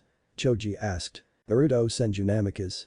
He corrected. You're the fourth Hokage's child, the one with glasses stoically said. Yeah, that's him. Shikamaru answered. He doesn't look so strong. The third kid said with a scoff. And you are? Sasuke asked. Hiba Inuzuka. I'm the next head on my clan. He said with a big head. That's awesome. Naruto said trying to be friendly. And what's your name? He asked the kid with glasses. I am Shino Aburam. Well Choji, Shino, Kiba, you guys want to play with us? Naruto asked. They all agreed and the six of them played various games for the next few hours. Mikoto caught up with the other boys' mothers while their kids all played. Heizen Yanoma was at his post watching out for any intruders. He had been at it for the past 6 hours and was staring to get tired. He heard a rustling in the trees. He jumped to attention ready to alert the rest of the camp. But it was just a crow flying out of the forest. He put his kunai away and looked at the bird. As he saw the bird's red eye it was all over. Heizen threw himself off of the watchtower and he fell 50 feet to his death. Good job Karasu, now for step 2, Nico, Hibi, infiltrate and take out any other guards. Anko ran up to the wooden wall of the campsite. She channeled chakra into her feet and began to run up the side and jumped over the rest of the way. As she landed she saw 2 shinobi sitting at a fire laughing and drinking. Looking to her left she saw Yugao as well and after signing that she was ready the two struck. Anko summoned a small snake which slithered its way to the first man and bit his ankle, injected him with a paralysis poison and knocking him out. The second man stood up afraid as he saw the snake. As he tried to run he stepped on a wire and found himself caught in a trap. He became wrapped up in ninja wire and felt a hard blow to the back of his head, knocking him unconscious. Guards are incapacitated. Yugao said into her radio. Good job you two. Kakashi said. He, Yamato and Itachi entered the camp and all 5 approached 5 different tents. Kakashi entered the first tent and tied up a sleeping ninja after identifying him as Ryo Nakamura Chunin, missing ninja from the hidden grass village. Anko again had her snake make sure that the guy in her tent didn't wake up. Yugao followed Kakashi's lead and bound her prisoner. Itachi casted Jinjutsu on his target so that he wouldn't awaken. Yamato entered his target's tent and found the man asleep as well. We waved through hand signs. Wood style. Entrapping roots jutsu. Tree root began to entangle his target and as the man woke up and tried to speak, they gagged him. Target is secure. He said into his radio. That leaves only 2 more. Let's go to the last tent. As the group approached the last tent a large fireball shot out at them. Move now. Kakashi yelled out. The group dodged as 2 shinobi jumped out from inside the tent. Both were wearing similar red shinobi clothing and both had forehead protectors with the insignia of the Hidden Rock Village scratched out. These are the Adaki brothers. They were rare users of fire and earth style jutsu. They are Jonin level so be careful.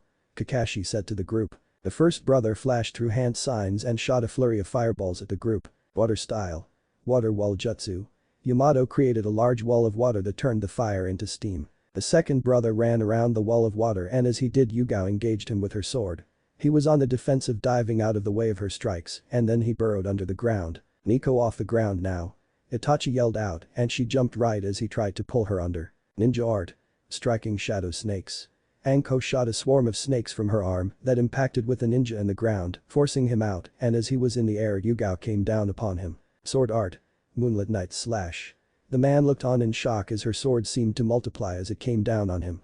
Not knowing which way to dodge he didn't move and Yugao delivered a non-lethal but immobilizing blow to him and H fell to the ground bloodied. The other brother continues to fire jutsu after jutsu at Kakashi, Yamato, and Itachi. Unable to keep it up he started to grow tired and Kakashi made the most of his opponent's weakness. Ninja art. Fang pursuit jutsu. A swarm of his summoned dogs burst from the ground around the enemy shinobi and they bit down all over his body keeping him in place and in pain. Great job team. Now Anko, Itachi if you would please. Anko smiled sadistically as she approached her first victim, ready to make him spill his guts. As Kakashi heard the screams, he smiled and considered the mission to be his team's first success. He walked over to Yamato who was sitting down after using so much chakra to build his walls. Good work Mori. I was impressed today. Sorry for giving you trouble before, but I had to make sure that you learn from potential mistakes. Thank you Captain Inu. It was a pleasure working under you. Just wait Mori, just wait. Tsunade arrived at the park and she smiled at what she saw. Naruto was playing with 5 other boys, including Sasuke, and they all seemed to be from major shinobi clans too. Naruto saw his mom and ran over to her with a smile on his face, and she hoped that his fear and nervousness would be going away. "Hey mom, I made 4 friends today. I can see that. I'm happy for you. You know what that means, right?" "What?" Then it dawned on her that she had forgotten her promise. "We all get Ichirakus." He yelled out to his 5 friends. "I have to buy ramen for 6 young boys, one of which is my son who eats his weight in ramen, and Anther looks like an Akimichi. My wallet is doomed." Naruto stood in front of the building where he would spend the next 4 years. In front of him was the Konoha Ninja Academy. He had been preparing for this day over the past 2 years, and finally he was old enough to join his friends as they began their journey to become shinobi of the Hidden Leaf. Naruto had grown over 2 years, and in that time he had adjusted to his new life quite well. Sasuke remained his best and closest friend. He could relate to the fame that Naruto had learned to deal with. Naruto also grew closer with Shikamaru, and both would just sit and watch the clouds at times. Sasuke couldn't sit still for too long to keep up with them. Shikamaru also seemed to be incredibly intelligent and good with strategy. His favorite game was shogi, and Naruto would play with him. Shikamaru almost always won, save for a rare few instances where Naruto made a strange or unpredictable move that threw Shikamaru off. Naruto wasn't as close with his other friends though, but still hung out with them all occasionally. About a year ago, Tsunade began to teach Naruto in the art of the shinobi. She began with basic chakra control lessons and had him study the various histories of different shinobi cultures, and he soaked up the information like a sponge. She even told him that if his control was good enough, she would try to teach him some medical jutsu if he managed to test into her extra class, which would be starting during his first year at the academy.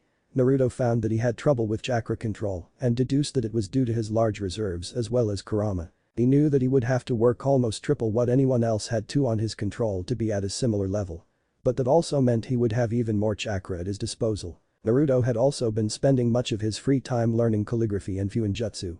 He found that his hand seemed to be able to almost effortlessly glide across the page when he would practice, but as he learned that the Uzumaki clan were fuinjutsu specialists, it made sense that he would be a natural. One of the first things that he did was create a set of training weights with Uraya's help, as his uncle had been helping him with fuinjutsu. At the moment each weight was about 50 pounds. Naruto felt that he should update them soon, as he could barely notice them anymore. In the present, Naruto walked forward through the main entrance to the academy with Tsunade right behind. All of the new students had their parents with them. Naruto received his class assignment form in nearby Chunin and walked back to his mom. "Okay, are you all ready?" Tsunade asked him. "Yeah mom. Don't worry about me. It's just the academy. Well, do your best and behave. I don't want to hear that you're slacking off. I'm not Shikamaru, I'll make you proud mom," Naruto said with a smile. "Okay, I will see you later. I just wish Yamato was here to see you on your first day. He is off doing real shinobi work. That is where he should be," Naruto told her. "Well, you're right, of course. Have a great day." "You too mom." Naruto turned around and walked towards the classroom he was assigned to. As he entered the room he saw only 3 other people in the room so far. One was Sasuke, who waved him over, the other 2 were an indigo-haired girl with lavender-wide eyes, and Shikamaru who sat in a seat next to the empty seat Sasuke reserved for Naruto. "Hey Sasuke," had Shikamaru, "so I guess that we are in the same class together huh?" "Looks that way Naruto," Shikamaru answered. "I just hope that this academy isn't as much of a joke as some of my clansmen say it is," Sasuke said, fearing for the worst. "Just think of it was a chance to show off that Uchiha pride," Naruto joked. "Loser. Jerk." Both of them started laughing. Naruto knew that Sasuke had already started his ninja training as well. They had ever trained together several times. Sasuke was strong and fast for their age group, but Naruto was no slouch either. Naruto turned around to see the girl in the back again. She was fairly quiet, so he figured he would say something to her. "Hey, you're Hyuga right?" The girl looked startled, but she met his eye and then turned away. "Why yes. What's your name?" "H. Hinata and why you are?" "I'm Naruto. You know that you stutter a lot right?" She looked down as if she was ashamed. "Hey, don't worry about it. You just need to have more confidence in yourself. Why don't you come and train with us sometime?" Naruto offered. "But that sound good," she answered. "Okay, and we will work on that stutter." She blushed and then looked away again. The rest of the class filed in shortly. Kiba, Choji, and Shino also happened to be in their class. There was also a girl with green eyes and pink hair and a blonde girl who sat next to her. In the very back corner sat a boy with black hair and incredibly pale skin. Then 2 teachers walked in and stood in front of the class. The first had brown hair that was in a ponytail shaped like a pineapple. He had black eyes and a scar that went across his nose. The second teacher had light blue hair that went to his shoulders. And both of them wore the standard Chunin attire, completed with their flak vests. "Hello class, my name is Iruka Yamino, and this is my partner Mizuki. We will be your instructors for the next 4 years. I look forward to working with all of you, and I know that you will be great Hidden Leaf Shinobi. Now let's get started with a history lesson. Minato walked into the third Hokage's office after the old man sent for him. He was dressed in his Anbu attire and had on his mask. Newly placed on his back was a short Tanto sword that he had recently begun learning how to use. The past few years had really made him strong, and his control over the wood release increased exponentially, so much so that it was close to being comparable to the first Hokage. His mission success rate was almost as good as Kakashi's. "You called for me, Lord Hokage." "Yes, you may take off your mask, Yamato." Yamato did as he was told and sat down across from Hiruzen. "I have to ask you to do something for me that you will not like." "What is it, Lord Hokage?" "I assume that you have heard of my ex-advisor Danzo and his rude Anbu." "Yes, sir. 2 years ago I ordered his force to disbanded and I have reason to suspect that Danzo is up to his old tricks again. What I need you to do is infiltrate higher ranks and keep close tabs on him for me." Yamato's face broke out in surprise. A solo infiltration mission into the ranks of the personal Anbu sect led by a Konoha elder or ex-elder. He immediately understood that this would be the most dangerous mission he had ever gone on. "Why me, Lord Hokage?" "Danzo is a collector. He wants what he perceives as the greatest weapons Konoha has as his own. And after all of your work these past 2 years, you have proven yourself unique." Yamato didn't know what to say. He couldn't exactly turn the mission down when he was handpicked for it, but he also didn't know if he was skilled enough to do it. "Yamato, if I didn't know that you could handle this, I wouldn't have chosen you. Danzo is a man that needs to be watched. He will stop at nothing to get what he believes is due to him. He even tried to turn the councils against your brother in hopes of turning him into a weapon. He is a dangerous man to just leave alone." Yamato's face changed when he heard about Danzo wanting his brother. He knew that he couldn't let that happen no matter what. "I'll do it, sir." "Excellent, Yamato. So, Lord Hokage, what do I do?" "Just keep up your everyday life and missions the same as always. Trust me when I say Danzo will get in touch with you. And when he does, join him. After that we shall play it by ear." "That is all, Yamato, you are dismissed." Naruto sat in class taking notes on everything Iruka-sensei said. He found the whole lecture rather boring and wasn't sure exactly how this would help him as a ninja, but he wanted to learn everything he could just in case he needed it. It had been 3 months since the academy started and Naruto was starting to feel a little antsy. All they had done so far was history lesson, shinobi customs and rules, and chakra theory. He wanted to put it into practice.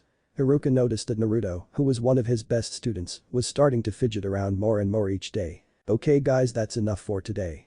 Go home and study because I will be testing you all on this material tomorrow," Iruka said to the class. He watched as one by one all of the students began to leave in a hurry. Naruto was never in a hurry though, and he would always wait to leave until just about everyone else was gone. It intrigued Iruka to no end. "Naruto, can I talk to you for a moment?" "Is there something wrong, Iruka-sensei?" "Did I do something wrong?" he asked as he approached Iruka's desk. "No, Naruto, of course not. I just wanted to speak with you for a moment." Iruka pulled a chair over to the desk for Naruto and the blonde sat down. "Is there something bothering you, Naruto? In class, I mean. I've noticed you're getting a little stir-crazy." "It's nothing important, Iruka-sensei," Naruto said, not wanting to overstep any boundaries. "No, Naruto, I would like to know." Well, Naruto was hesitant to say anything in fear of disrespecting his teacher. "Don't worry, Naruto, you won't get in any trouble. It's just, all of the history lessons are interesting and all, but I don't see how they will help me be a ninja.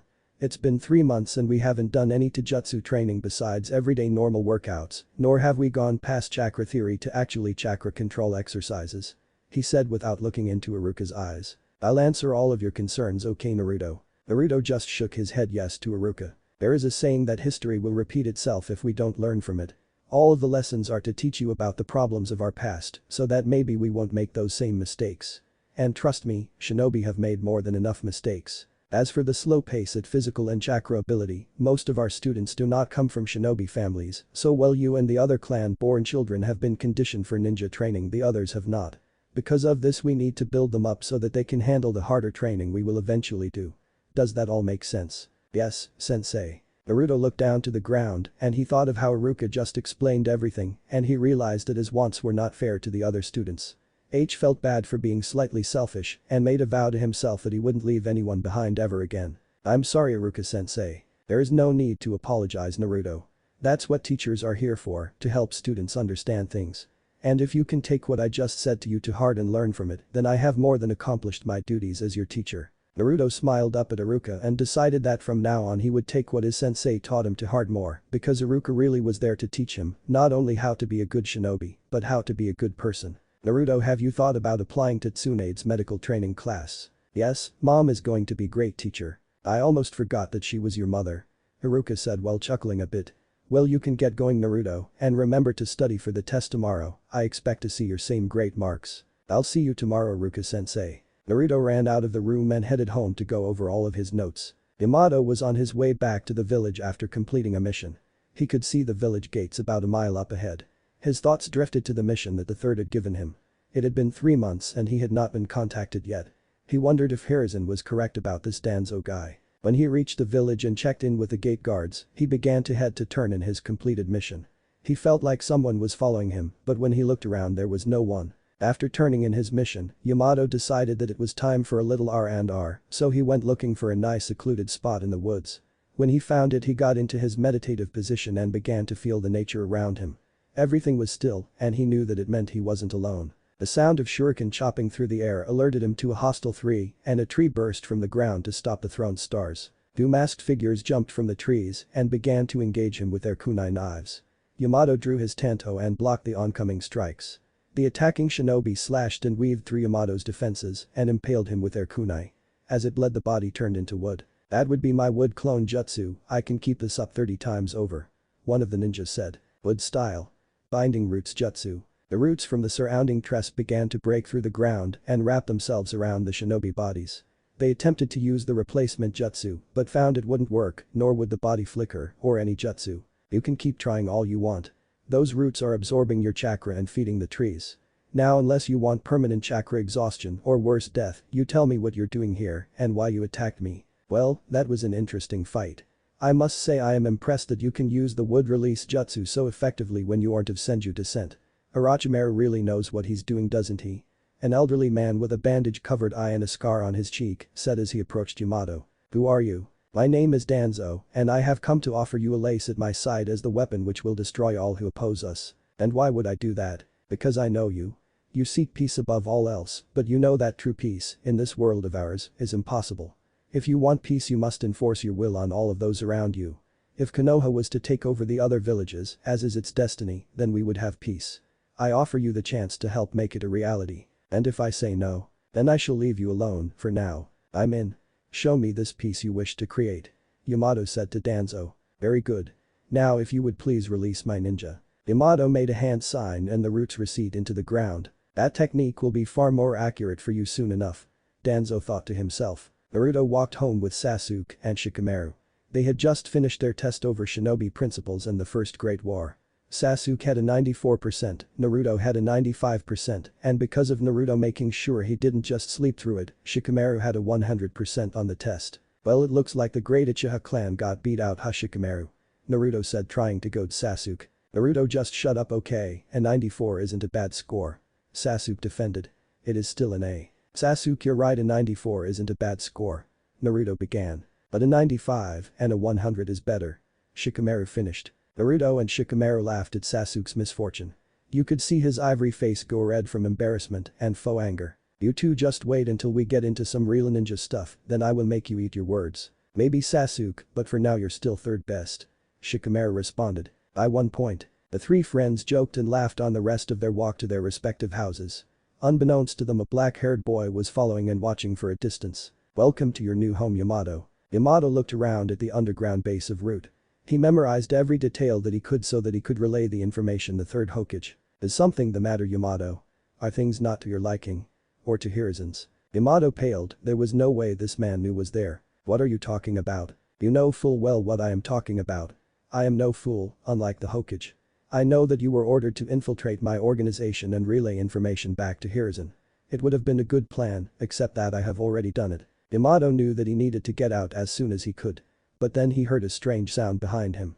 He saw ink animals crawling across the floor as a black-haired pale boy walked towards Danzo. Hello, Sai, are you keeping tabs on the boy? Yes, Lord Danzo. Naruto Namikaze is under watch. We await to see what power he may bring to Root. You leave my brother out of this. Yamato felt his strength fail him as he was grabbed from behind. It was as if his chakra was stolen. Silence, you fool. That boy and yourself are nothing in this world but tools. Tools to be used as the tool masters see fit. He will join Root, I will be sure of that. And as for you. Sealing art. Mind snare seal. Danzo placed his hand upon Yamato's head and a mark appeared. Yamato fell forward and when he raised his head all emotion was gone from his eyes. You will be the foundation of the new leaf. Fitting with whose powers you were granted. Danzo turned away from his new puppet. Now for our first target. Naruto was afraid. Yamato had not come home in over a month. Usually if he was going to be out on a long-term mission, he would have told him about it so he didn't worry. Naruto also noticed that his mom seemed distressed about the situation. That really worried him because she was normally much more reserved about her feelings when Yamato was on missions. Naruto. How what? Iruka's yelling had snapped Naruto out of his thought, making him realize that he was in class. Everyone laughed at his predicament causing him to blush. Sorry Iruka-sensei. Pay attention Naruto, I was asking you a question. Now because you weren't paying attention, tell me what the 5 cages are and what villages do they rule over. Naruto stood up to answer the question. He was still embarrassed and all eyes were on him, though he was gradually getting more and more used to the feeling. The 5 cages are the Mizukage or water shadow of the village hidden in the mist, the Tsuchikage or earth shadow of the village hidden in the rocks, the Reikage or lightning shadow of the village hidden in the clouds, the Kazekage or wind shadow of the village hidden in the sand, and of course the Hokage or fire shadow of our own village hidden in the leaves. Naruto sat down while Iruka gave him a soft smile. Very good Naruto, now next time please pay attention. Yes Iruka-sensei. Naruto waited the rest of the class out and tried his best to not become too distracted. The last thing he wanted to do was make Iruka's job any harder.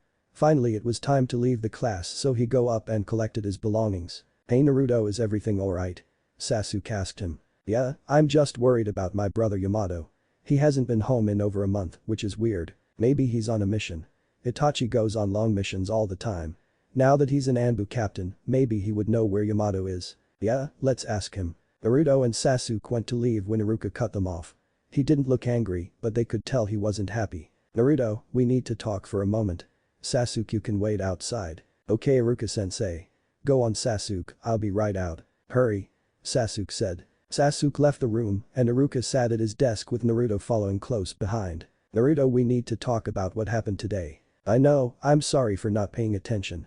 I just had a lot on my mind sensei. Care to tell me what was so important? Iruka asked. My brother Yamato.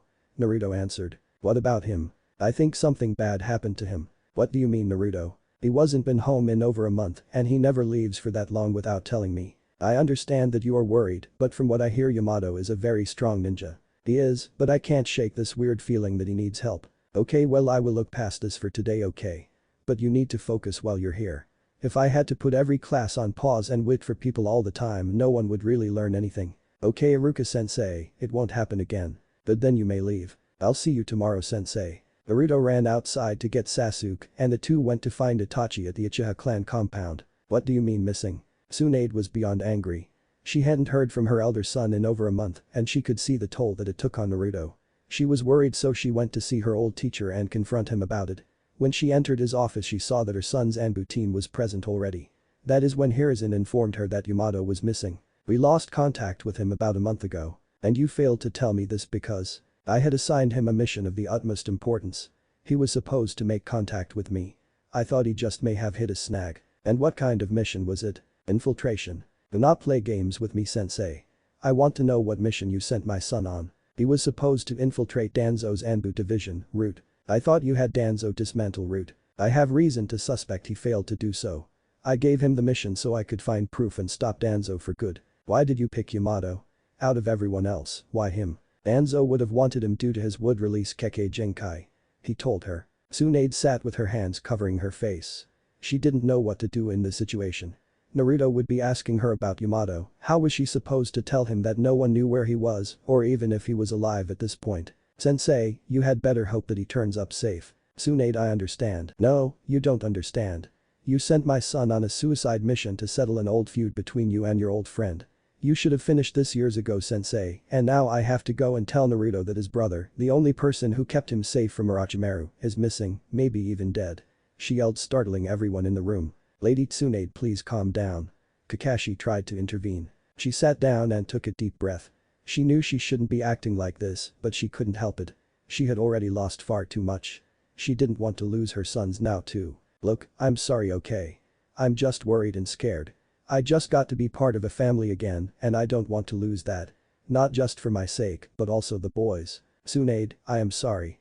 I promise that we will do whatever it takes to find Lord Hokage. An Anbu burst into the room. What is it? Someone is attacking the Uchiha district, sir. What? Itachi quickly asked. Naruto and Sasuke were on their way to the Uchiha compound. On the way they began to talk about their various training habits. Naruto had given Sasuke training weights so he could build up his strength and speed, and Sasuke's father Fugaku had taught him the fireball jutsu, as was the Uchiha family tradition. Naruto on the other hand had been learning Morphuin jutsu. He could create sealing scrolls by himself now, and Jiraiya had told him that it was an impressive feat for an 8-year-old. Yamato had also been working on some low-level water and earth jutsu, which proved to be quite difficult for Naruto, as he has yet to master them. So do you think we will start learning actual ninja stuff anytime soon?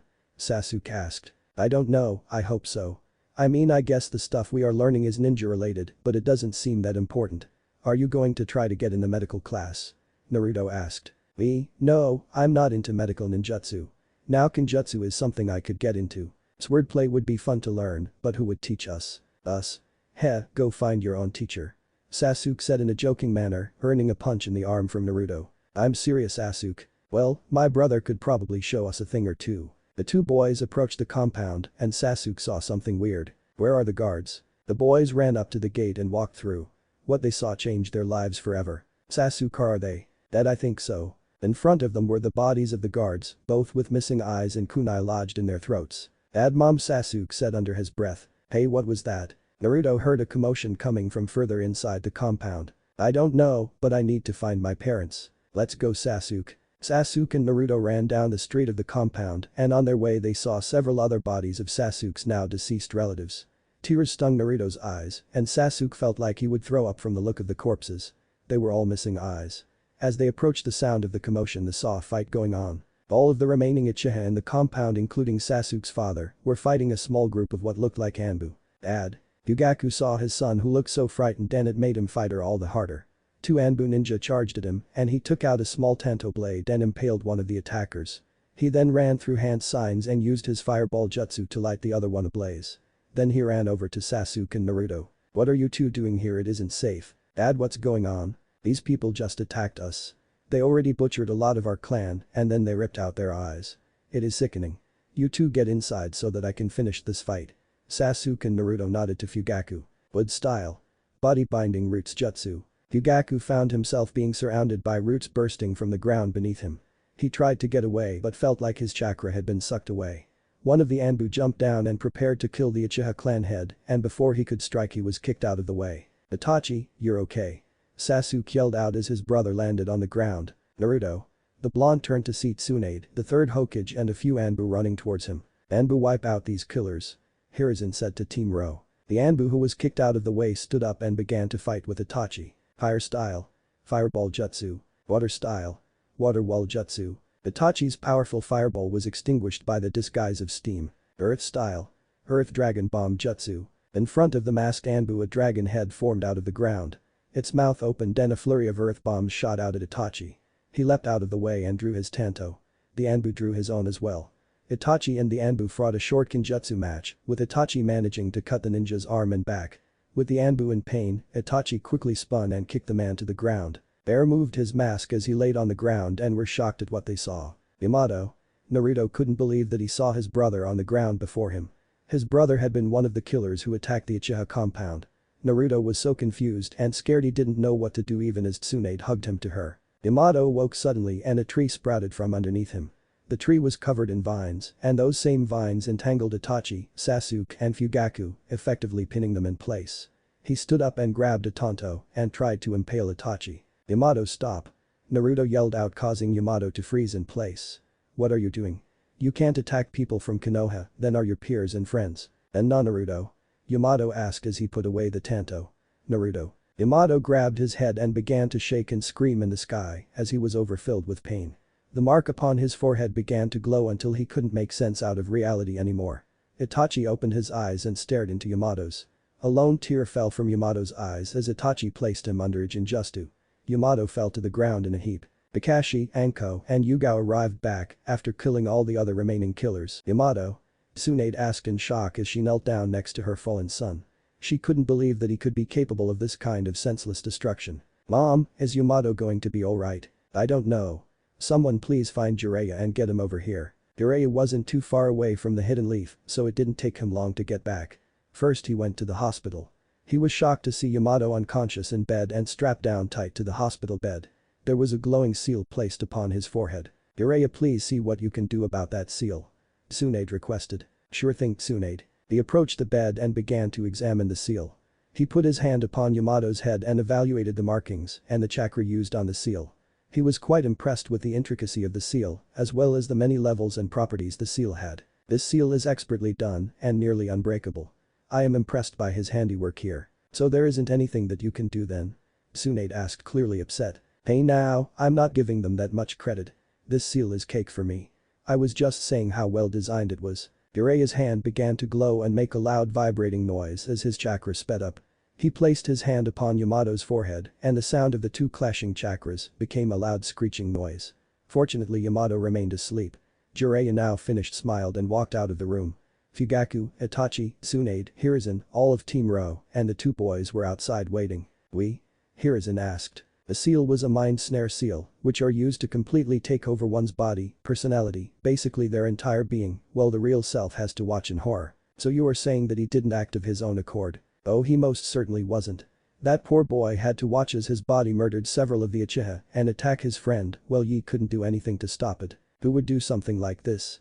Itachi asked. This seal was definitely Danzo's work. I would stake my life on it, he said to the group. He may be many things, but a Fuinjutsu master is not one of them. Uncle Jiraiya, why would someone do this to Yamato or the Uchiha clan? Naruto asked. Naruto, in this world there are people who believe that any act of evil can be justified in a time of war. Danzo is a man who believes that there is no true peace in this world and because of that we are always at war. Now he loves this village, but he thinks that we must kill our emotion so that we can be the strongest nation and eventually take over all of the others by force. Naruto didn't fully understand about Danzo that day, but he knew that he had to learn to understand him so that he could overcome him. So what will we do about Yamato then, sensei? Jiraiya asked. Jiraiya, are you sure that Yamato would never have attacked without having that seal? Fugaku asked. Yes, I am. That seal gave Danzo complete control over his body and used it as a tool to accomplish whatever he set out to do. Yamato would never have done this otherwise. He is correct, father. I have served on the same squad as Yamato and he is one of the few people I consider a true friend. I regret having to use a Jinjutsu on him, but he had to be stopped. If that is the case then I see no reason to charge him with any wrongdoing, Lord Third. Fugaku, are you sure? Our village has lost a lot today. I do not wish for it to lose any more because of Danzo. But if that man ever comes back we will kill him on sight. I understand, Fugaku. Thank you, Fugaku. Tsunade said with tears in her eyes. Lady Tsunade, we have lost much today, and that boy, though free of guilt, will have it on his soul forevermore.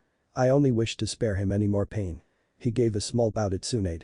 Itachi, Sasuke, let's go, we have a large funeral to plan for. The Uchiha family left the hospital. Tsunade wanted to take Naruto home, but the blonde refused to leave his brother's side. Naruto, would you like to talk about what you saw today? No, Mom, actually I wish that I could just forget it all. I understand that. Mom, how could someone do something so horrible? It's as Jiraiya said, Danzo feels that what he did is for the betterment on the village, so he did what he felt was right. But it was so awful and wrong. Yes, and that is why Danzo is forevermore an enemy of the village. He will answer for what he has done. Okay, thanks Mom. Tsunade began to walk away, but she thought of something important. Naruto, about Sasuke. What about him, Mom? He just witnessed the death of many of his family members. He will not admit it, but he is going to need you to be there for him. You are his best friend after all. People who have seen those types of horrors have a tendency to become darker souls than before.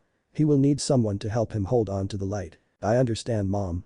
I won't let my friends down. I'm glad to hear it, Naruto. Try to get some sleep, there will be Anbu posted all over the building tonight, so you will be safe. I love you, Mom. I love you too, Naruto. Naruto fell asleep and as he slept he had the first of many nightmares that would follow in his life. Nightmares of reawakened memories that he had long since forgotten. Danzo walked down the corridors of the underground base. His root ninja followed closely behind save for one black-haired pale-skied boy. He had to leave the village he loved as a wanted man for the massacre of many Uchiha. But he retained his prize. And in doing so he had what was necessary to ensure the Leaf's ultimate survival. But for now he would be forced to work with the worst of the Leaf's criminals. Danzo, I am so glad that you could make it. I had almost thought that you misplaced your invitation. Hello Orochimaru, you know why I have come? A partnership of sorts, am I correct? Someone like you needs a partner to lean on at the moment.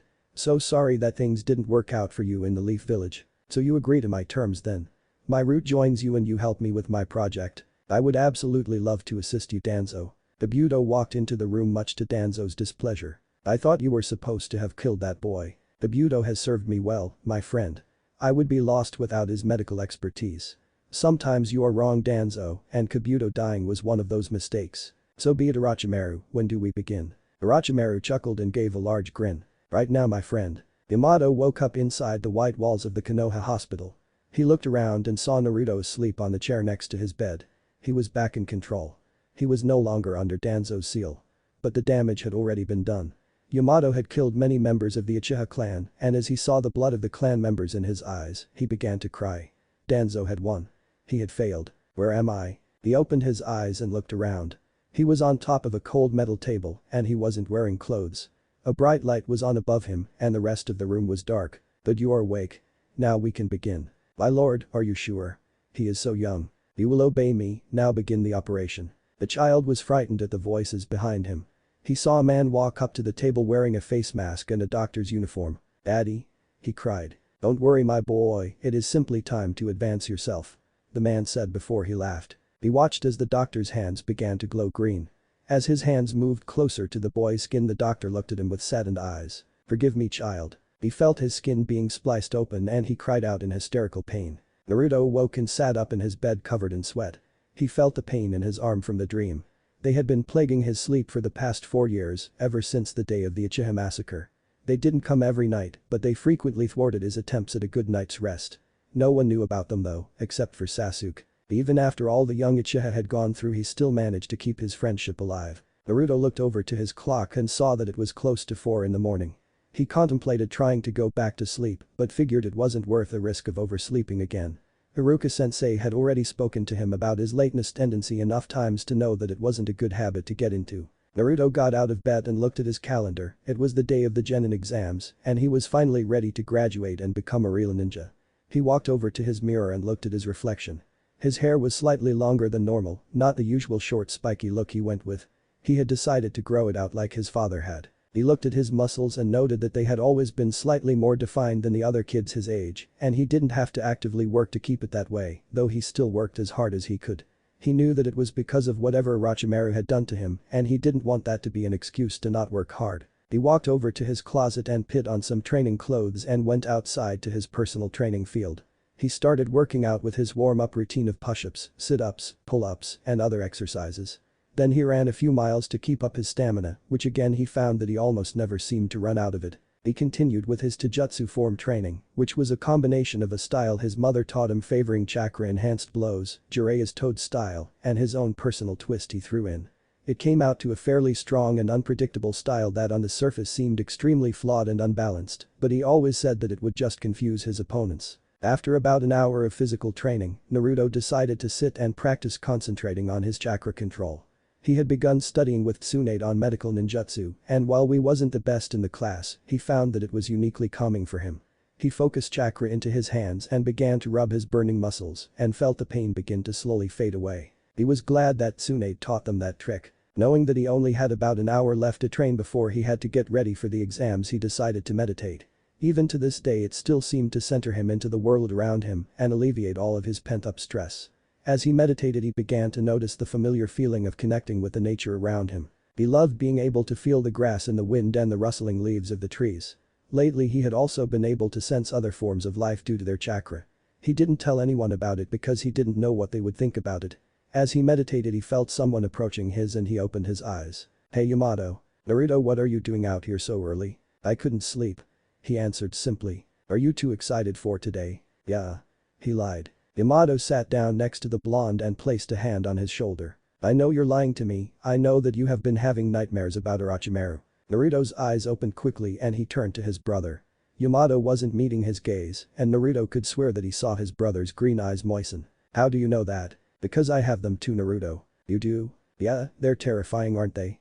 Yamato asked. I still can't believe that he actually did those things to me. Naruto answered. Naruto, I'm sorry. For what, Yamato? I know that the past few years I have been rather distant from you. From everyone actually. It's okay, I understand. Naruto tried to assure him. No, it's not okay, Naruto. When we were first met in Orochimaru's lab, I promised to protect you however I could. And then Tsunade adopted us, and I knew that I had found my way of doing that. But after what I did to the Uchiha clan, you didn't, Danzo was controlling you, Yamato. Naruto stood up and said quickly, trying not to break in front of Yamato. I know that, Naruto, but I still saw everything. My body taking the lives of the villagers I had sworn to protect. I haven't been able to face Itachi, Sasuke, or any of their clans since then. But worst of all, I couldn't face you, my brother. And for the past 4 years I have been taking every long-term mission that I could in Anbu so that I could just stay behind that mask and not have to. And Naruto, that was wrong of me. I'm sorry.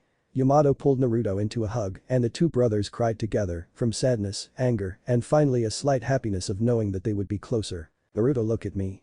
If you ever need to talk about your dreams, let me know. I will be here to help you now. You don't have to face it alone anymore. Okay, Yamato, I will. Naruto said, smiling back to his brother. Now go shower and get ready, the exams will be starting soon. Yamato said as Naruto smiled and turned away. As he turned, Yamato could have sworn he saw a strange flicker in his brother's eyes, but he pushed the thought away. Naruto headed out his front door dressed and ready for the test. He wore a pair of black shinobi pants with a leg cut off after the knee on the right side, a pair of black combat boots, a dark orange sleeveless shirt with a forest green sleeveless jacket zipped up halfway over top of it. His right leg had bandages on it below the knee, shuriken and kunai holsters on both legs, and he had scrolls lining his green jacket's front. Finally, he had black fingerless gloves on both hands and small seal-like tattoos on his wrists. He remembered trying to purchase a bright orange jumpsuit and having his mother almost kill him for his stupidity in her eyes. As he was walking towards the academy, Naruto noticed that he was coming up on the Uchiha compound and Sasuke was leaning against the wall waiting for him. Sasuke was wearing black shorts and black sandals with bandages on his legs. His black shirt was one of his signature high-color shirts with the Uchiha fan on the back. Sasuke also had his kunai and shuriken holster in his right leg and a small pouch on his left. Hey Sasuke, you've been waiting long. You take forever, idiot, I almost left without you. Whatever you say, Uchiha. Sasuke just rolled his eyes and the two started walking. Ever since the attack on his clan, Sasuke had been slightly darker in Naruto's eyes. Right after it happened, Naruto had to fight him to try and snap him out of a severe personality change. The last thing he wanted was for his best friend to turn into a revenge-obsessed jerk. So you ready for the exam, Sasuke? Do you even have to ask? Just trying to start up a conversation. I just hope those annoying girls fail. Naruto laughed at the mention of Sasuke's fan club. For some reason the Uchiha boy had quite a few girls who always chased after his affection, though it was never returned. Naruto also had a small following, though most people were afraid of him because of Yamato. Many of the civilians in the village hated the boy who was spared, even though he murdered many Uchiha. So do you think Shikamaru will actually try to pass? Knowing that lazy ass, he will probably do the minimal work he can. Not if I have anything to do, will it? Naruto stated. Don't do anything stupid, Naruto. Who said anything about being stupid? I was just gonna make sure he was not napping on the job. Naruto ate as he pulled out one of his Fuinjutsu books. Sasuke just rolled his eyes and smirked as they approached the ninja academy. The two friends entered their classroom to the sound of screeching girls. But Sasuke. Sasuke, I love you. The Uchiha will be mine. Naruto, please be mine. Get away from my man, you tramp. They walked past the girls and sat in their seats. Naruto looked around and he saw his friends sitting down around the room. Kiba had his dog Akamaru with him, of course. Shikamaru was sleeping in his corner seat. Shino, as usual, was sitting silently, not moving and looking forward. And Choji was eating some barbecue chips. Naruto looked around and saw Hinata sitting behind him and reading over a book on advanced chakra control. She had been in the medical class with Naruto and he knew she was one of the best. He also saw two other girls from his medical classes. The first was Sakura Haruno, a pink-haired girl with a slightly larger forehead who was the top medic in his class. Tsunade had talked about even taking the girl as an apprentice, depending on her ability as a genin first. The second was Ino Yamanaka, a blonde-haired girl with green eyes who was pretty good with medical jutsu, but better with her family's mind jutsu. Finally there was Sai, a pale boy who always seemed to be watching him. The boy was still a mystery to Naruto even after all these years. Alright class, settle down. Haruka said as he walked in alongside Mizuki. I would like to tell you all that I'm proud to have been your teacher and that I wish you all the best of luck on your exam. Your test will be split into 4 parts, each worth 25% of your final grade. You must pass with a 60 or better, though I would advise you not do that badly on these examinations as they will affect how you are seen by other ninja. We will start with the written portion of the exams. Haruka and Mizuki went around the room and handed out the tests to everyone. They were given 2 hours to complete the 50-question test. Naruto was answering question after question rather fast, happy that Tsunade had pressured him to study so hard while growing in her care. Question 15. What are the 5 chakra elements? Fire, wind, lightning, earth, water. Question 36. Who leads the village hidden in the mist? The Mizukage. Question 50. What is the name of the shinobi art that uses calligraphy and chakra to create powerful seals? Fuinjutsu. When Naruto finished, he stood up and brought his test to Iruka, who smiled at him as he left. Naruto was the 4th person to finish the test behind Sakura, Shikamaru, Shino, and Sai. When he made it outside, he decided to it next to Shikamaru, who was currently performing his greatest pastime. How are the clouds today, Shikamaru? Same as everyday, Naruto. So did you actually take the test or just walk out? My mom threatened me if I didn't take it and ace it. That's good, I almost thought I would have to do that. Shikamaru just smiled as they waited for everyone to be finished. After the 2 hours had passed and the tests were all graded, Iruka came outside and led them to a series sparring rings with Chunin standing in them. Your second test is a Taijutsu test. You will spar with a Chunin for 5 minutes as they try to knock you out of the ring. You will be graded on how long you stay in the ring. Your defense, your offense, and overall effectiveness. All of the genin walked to their respective Chunin instructor. Naruto stood in the ring across from his tester. Begin. Naruto stood as the Chunin rushed him. He knew that he couldn't match the Chunin's experience in combat or speed, so he tried a different tactic. The ninja swung at his face, and Naruto backed away, and as he did he drew back his fist. The Chunin tried to kick Naruto in the stomach, but he flipped over him and punched the ground hard, causing a small crack and tripping up the attacker and giving Naruto an opening. Something about the fight seemed off, so he began to analyze the situation. No academy student could hope to match a Chunin, and no Chunin would be so easily stumbled by a mere student. Even one with a great Taijutsu capacity. Iruka-sensei always says to see underneath the underneath. I wonder. Naruto brought his hands into the tiger hand sign. Release. The Chunin on the ground in front of him vanished from sight, and as he looked around he saw that most of the students were fighting the air. Only a few others had dispelled the Jinjutsu, including Sasuke, a brown-haired girl he didn't remember from class, Hinata, and Sakura. Iruka approached Naruto. Good job seeing through the Jinjutsu, Naruto. It didn't take you that long at all. We had observed your Taijutsu form and we were impressed. Good job, Naruto. Now head out with the others and wait for us. Okay, Iruka-sensei, thanks. Naruto approached the brown-haired girl. She wore a light pink bathrobe-style kimono with a navy blue ninja suit underneath it. Hello, who are you? I'm Yakumo. Yakumo Kurama. I'm Naruto Senju Namikaze. How come I've never seen you around here before? Oh, I just started today. I've had one-on-one training with my sensei before this. Cool, well, glad to have you here, Yakumo. Thank you, Naruto. She said with a small smile. The rest of the students began to filter through with scratches and bruises. Okay, as some of you figured out, this test was also a Jinjutsu test, so congratulations to those of you who figured it out. Now on to the third test. Weapons throwing. You will be given 5 shuriken and 5 kunai. Each ring on the target's count in a point sequence. The bull's eye is worth 5 and subtract 1 point per outside ring. How about you start, Kiba? Kiba went first, and after a short bragging session, he managed to score a 36, much to his dismay and everyone else's pleasure. Next went a boy Naruto had never actually spoken to named Akihiko. He scored a 47 and walked away with a smile. Eventually it was Sasuke's turn, and the Uchiha managed to score a perfect 50. Next was Naruto, and when he picked up his kunai he noticed that they were only slightly off balance. He adjusted his throw and aim and tied Sasuke's perfect score. Good job, everyone, now we have one more test. For your ninjutsu test we will call you in one by one and you will perform the clone jutsu, the replacement jutsu, and the transformation jutsu, as well as one jutsu of your own choice. Afterwards we will tell you if you passed or failed. Good luck to each and every one of you, I am very happy with all of your performances so far. Naruto sat and watched as each of his classmates went into the room and came out with their leaf headband. He was nervous for passing this final test and he wanted to make his mother and brother proud. He wondered if his real parents were watching him right now, proud of his trying to become a shinobi like they were. Sasuke Uchiha. Sasuke stood up and walked towards the door. Pick-ass Sasuke. Sasuke just smirked at his friend and entered the room. After a few minutes Sasuke came back out with his headband around his forehead. Hey, Sasuke did it.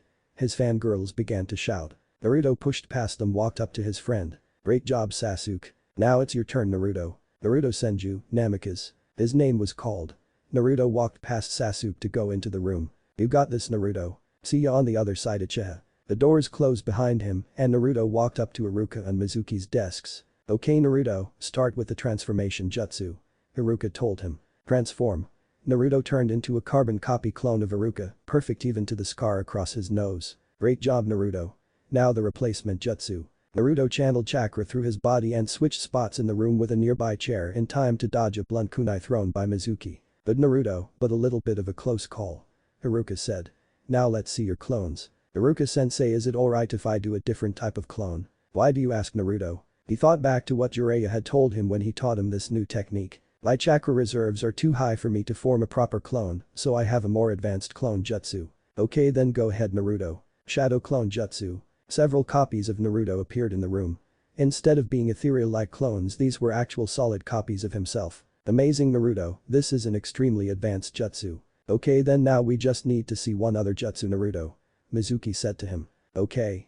Naruto made a few hand signs and then shouted out. Water style. Drilling water bullet jutsu. Naruto shot a burst of water out of his mouth towards a small training dummy that crashed into it and tore the dummy from its post. Very impressive, Naruto, I didn't know you had a water affinity. Haruka said to him. Actually, I don't know if I do. I've never tested it before. Well, regardless, Naruto Senju Namikaze, I am proud to say you passed at the top of the class alongside Sasuke Uchiha. Here is your headband.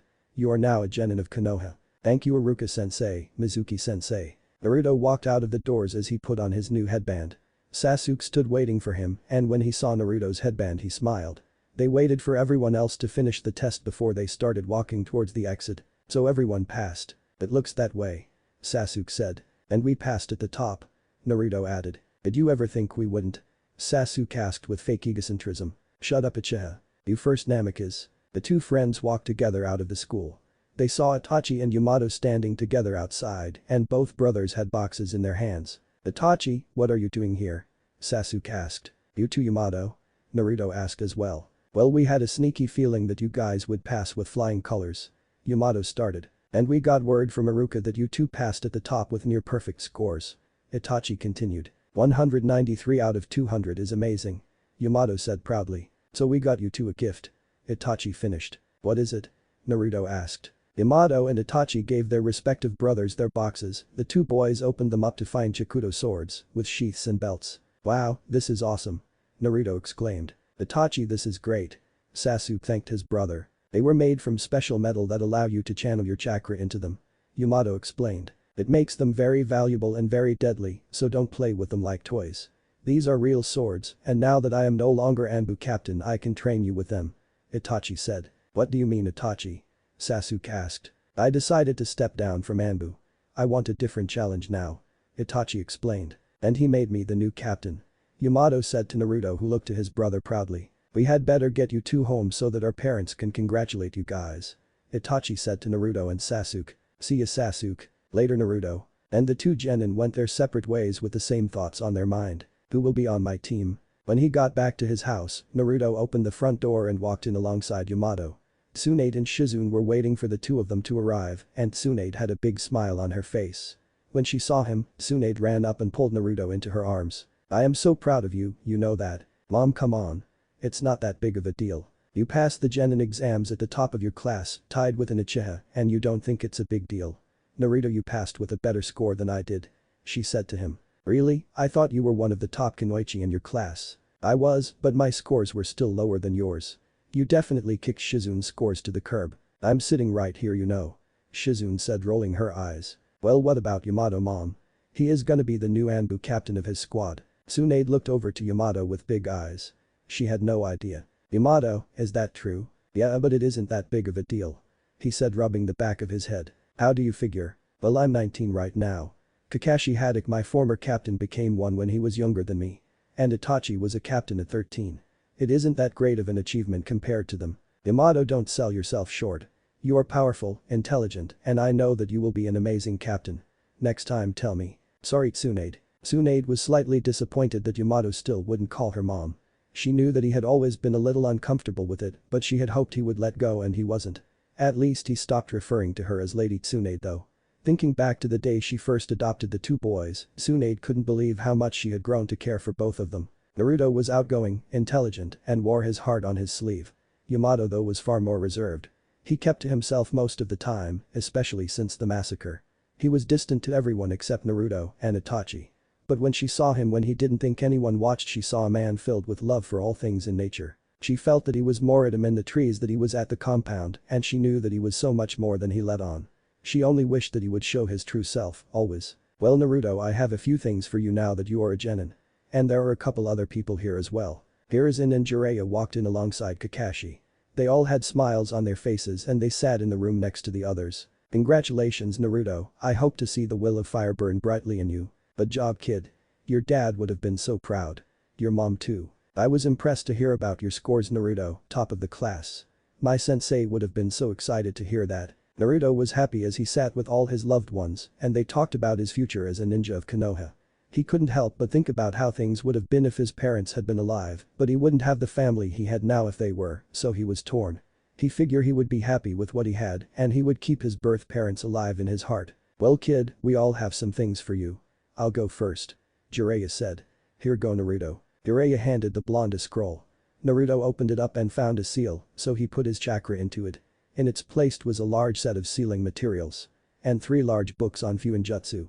There was also a small journal next to the other books. That paper is specialized chakra paper made to enhance the power of seals. The ink was made from Mount Myaboku, like the seals I placed on your wrists. It is extremely powerful ink and once applied, the seal is permanent. Most people would use this for seal tattoos. Both of those materials are extremely valuable and hard to come by, so be careful with them. The books were actually a set that I managed to secure before they were destroyed. They were written by the Uzumaki clan before they were wiped out.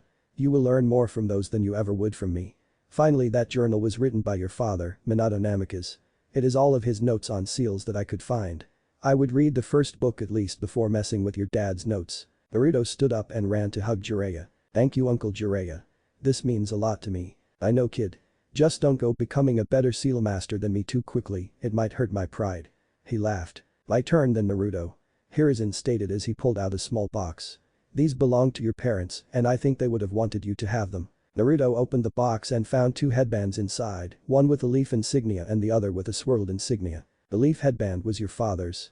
And the other is the last item your mother had of her parents. It was the headband of Yuzushi Ogakure. I thought that you would want them. Naruto tried not to cry as he held the headbands in his hands. He had something of theirs now and he never wanted to be without them. He took his father's and tied it around his right arm and tied his mother's around his left. There, now I have them by my side. Naruto hugged Hiruzen tightly. Thank you Lord Hokage. Now, there is no need for these formalities Naruto. I am simply showing you the respect you have always deserved from me. Thank you Naruto. Kakashi stepped forward. This isn't much but your father gave it to me when I was younger. He promised to always protect me when he did, so he pulled out a 3-pronged kunai and gave it to Naruto. I promise to protect you, Naruto, in remembrance of my sensei, Minato Namikaze. Thank you so much Kakashi. Naruto was awestruck at the gifts he had been given today. It was truly an honor to him to have so many great loved ones. Yamato thank you for the sword, again. Sword?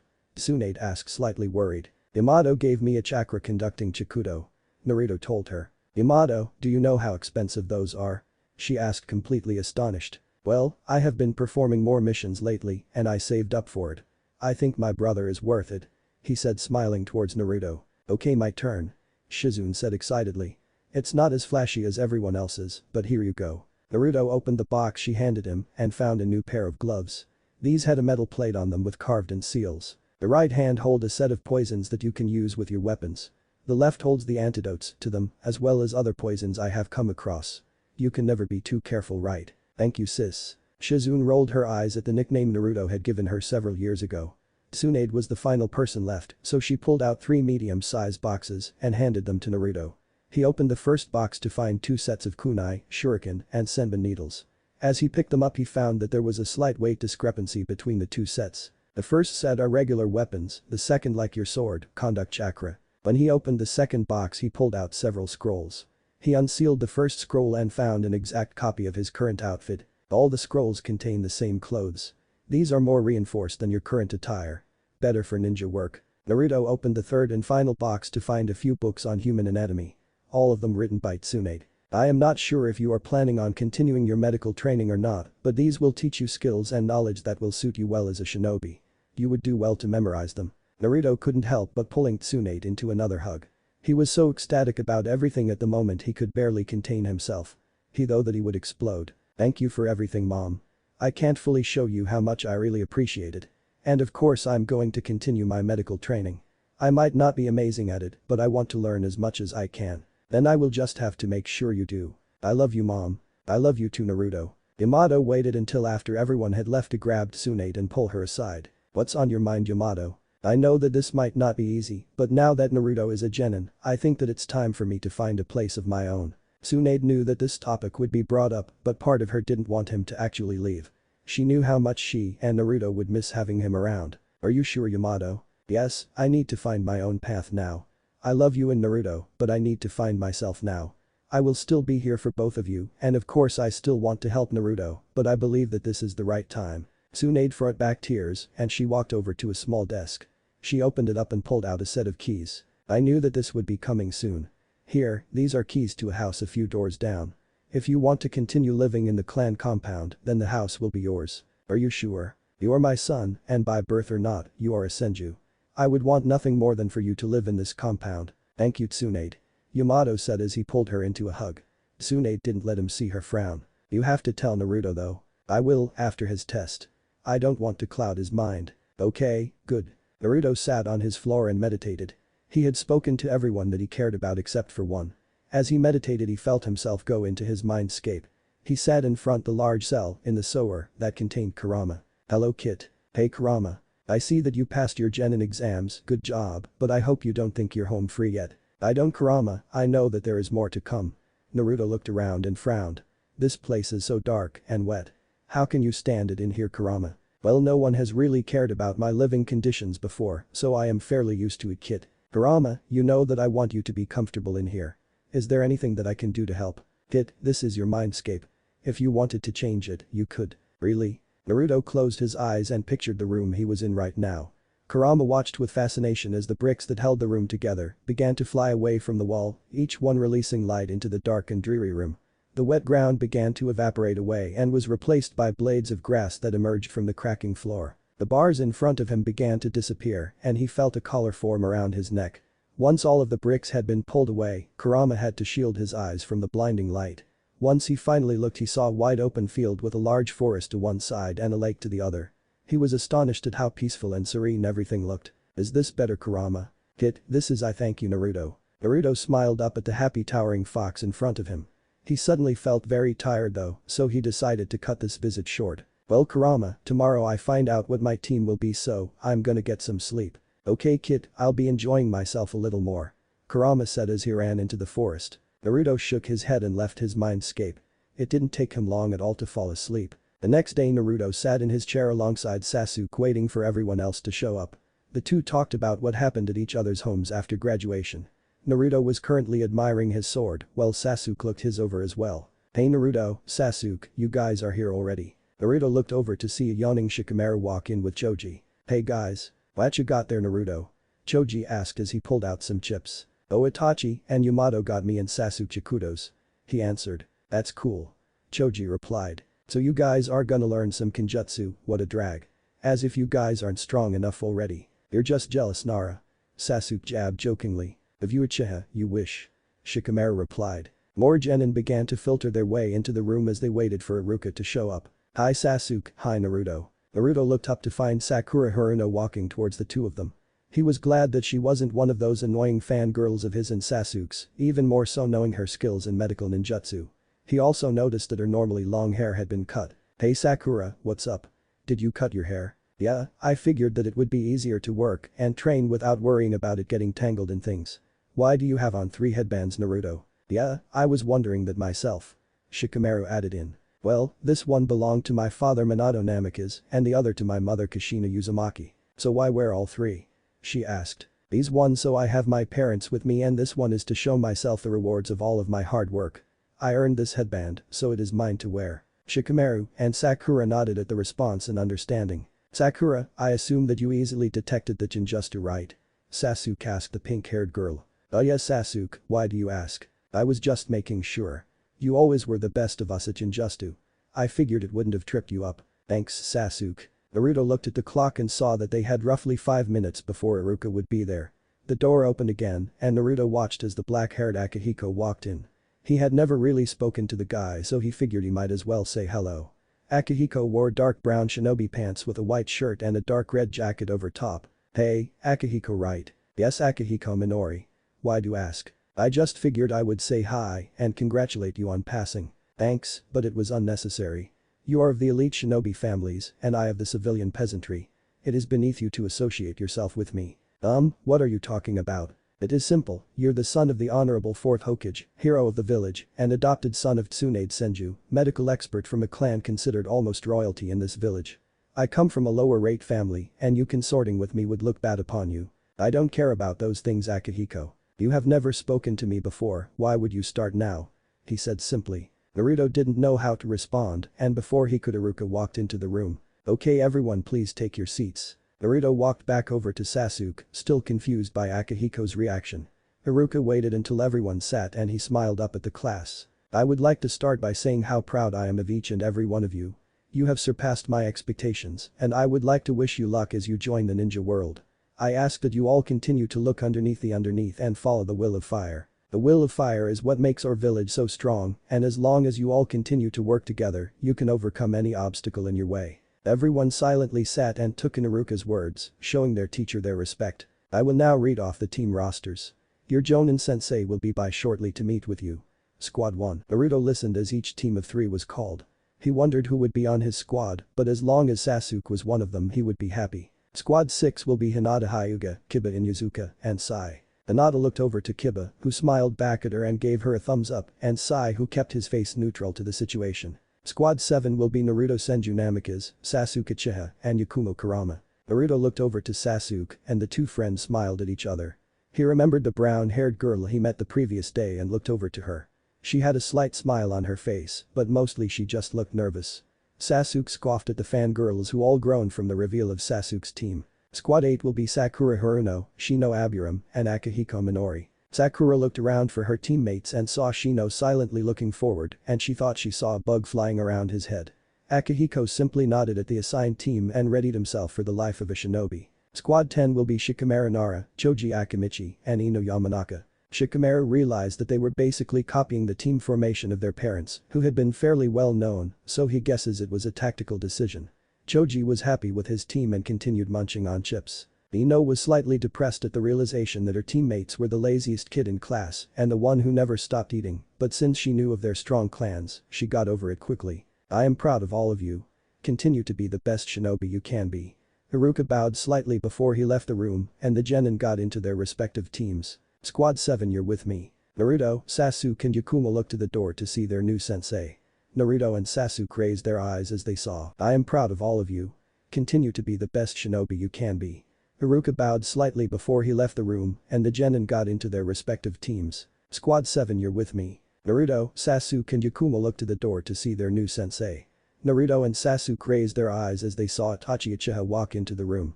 He was wearing the traditional Leaf Jonin uniform, except his shirt was all black with the Uchiha fan symbol on both shoulders.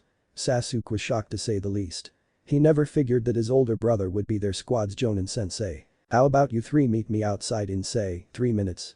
He nodded to the genin and burst into a murder of crows. Whoa, we definitely got the coolest sensei to say the least. Wouldn't you agree, Sasuke? Naruto said to his friend. Yeah, but why? Are you complaining? No. I just wasn't expecting my brother to be my sensei. Hey, you guys. Yakumo spoke up. Maybe we shouldn't be late meeting with sensei. Naruto and Sasuke agreed and the 3 made their way outside. Naruto looked at the clock above the exit and they had just made it on time. Itachi stood outside and he looked slightly disappointed. Well, we're here, Itachi. Sasuke announced. Right on time as well, so you're late. And you will address me as sensei, Sasuke. Itachi told him with a slightly cold stare. What, how are we late, Itachi? You said 3 minutes. Naruto asked. Again, you 3 shall address me as sensei while I am your teacher, Naruto. And I want you to be in the habit of showing up early. I said 3 minutes to see if you would just follow the order or take the initiative to be early. Obviously I found out my answer. He coldly replied. Excuse me, sensei, but how were we supposed to know that? Yakumo asked. It is called seeing underneath, Yakumo Kurama. As you well know, my little brother and his best friend are on this squad. As such they should know that I expect nothing but the best from them. Slacking off will not impress me in the slightest. Itachi, why are you acting like this?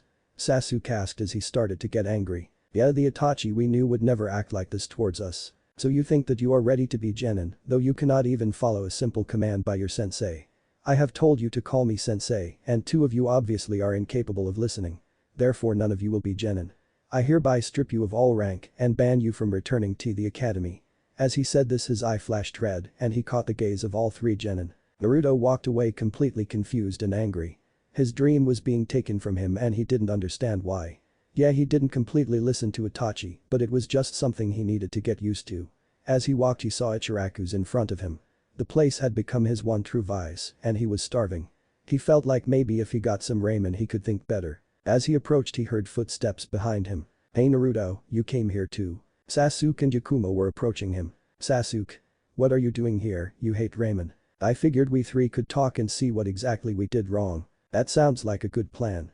Yakumo agreed. "Okay, then let's get some ramen together." As Naruto turned back to the ramen stand he heard shattering inside. Then he heard Am, the owner's daughter, scream for help, so he ran inside along with his team. Am was being held with a kunai at her throat by a masked ninja with no headband. Then he heard a muffled noise behind him and he found Sasuke and Yakumo held by two more ninja. "Finally we have the two clan children we needed. You stay right here kid otherwise I will kill the girl, just like her dear old dad." The ninja holding Am said. "But, Naruto, me and Yakumo can handle ourselves, protect the civilian, that is your mission. Forget about us." Sasuke said, and then the ninjas started to move away before they leapt into the air. Naruto looked to Am and back to where his teammates were. "What do I do?" Sasuke was sitting alone on a bench. He was going over in his mind everything that Itachi had said to them. He was right. Sasuke wouldn't listen and he failed to see through what his brother wanted. He felt like Itachi would be easier on him because they were brothers. "Hey Uchiha. What do you want Naruto? Just seeing how you were holding up." "I'm fine. I just feel so stupid. I've ruined my future." "I don't think it's that bad. We just have to talk to the Hokage. I mean, I'm the last Senju and son of the fourth Hokage and you're a freaking Uchiha. He won't ban us from becoming ninja." "Naruto, what are you talking about? You would never use your heritage like that." "Well crap, I was counting on you not caring enough." "Oh well." The fake Naruto dropped his transformation technique and Sasuke instantly recognized the man in front of him from pictures he was shown. The chin scar, the bandaged eye, and the useless arm wrapped up and in a sling. This man was the ex-advisor to the Hokage, Danzo Shimura. The man who orchestrated the Uchiha massacre. "Hello there young Uchiha. I know how much you must hate me, so I decided to give you this one chance. I will stand here and you can kill me or what I did to your clan." Sasuke looked slightly stunned by Danzo, but he smiled and pulled out a kunai knife. "Oh but I forgot to mention, if you kill me," he snapped his fingers and Naruto and Yakumo were dropped from the tree onto the ground. "Then your team will be eliminated by my Anbu. So Uchiha, what do you choose?" Sasuke panicked as he saw Naruto and Yakumo unconscious in front of him. Danzo was completely exposed and Sasuke knew that this would be his only chance, but if he did then what would he do? Damn it, Yakumo felt like something was off as she looked around the classroom she sat in. It was a familiar feeling to her but at the same time completely different than anything she had ever felt. As she sat alone she heard the door in front of her opening. A black-haired woman with red eyes walked in and stood in front of her. "Kurenai-sensei." "Hello Yakumo. I heard that you failed Itachi's test." "Yes, the team did fail," she answered sadly. "It is all for the better I think." "How can you say that sensei?" "Because you are dangerous. I told you to find a new path to follow. You will never be a strong enough shinobi. But I know that I can do it." "Do you really think so?" "Because even I can see that you are still too afraid to control yourself." Naruto and Sasuke walked into the classroom with their hands bound behind their back. Kurenai turned to look at the boys and when she turned back she became a demon with two long horns sticking out of the side of her head and long fangs. "I am your fears, I am your power. You are weak without me, you are nothing compared to me." The floor under Naruto and Sasuke began to crack beneath their feet. Yakumo watched as the fear in their eyes grew with every sickening crunch, but as the demon stood in front of her, she found herself unable to move.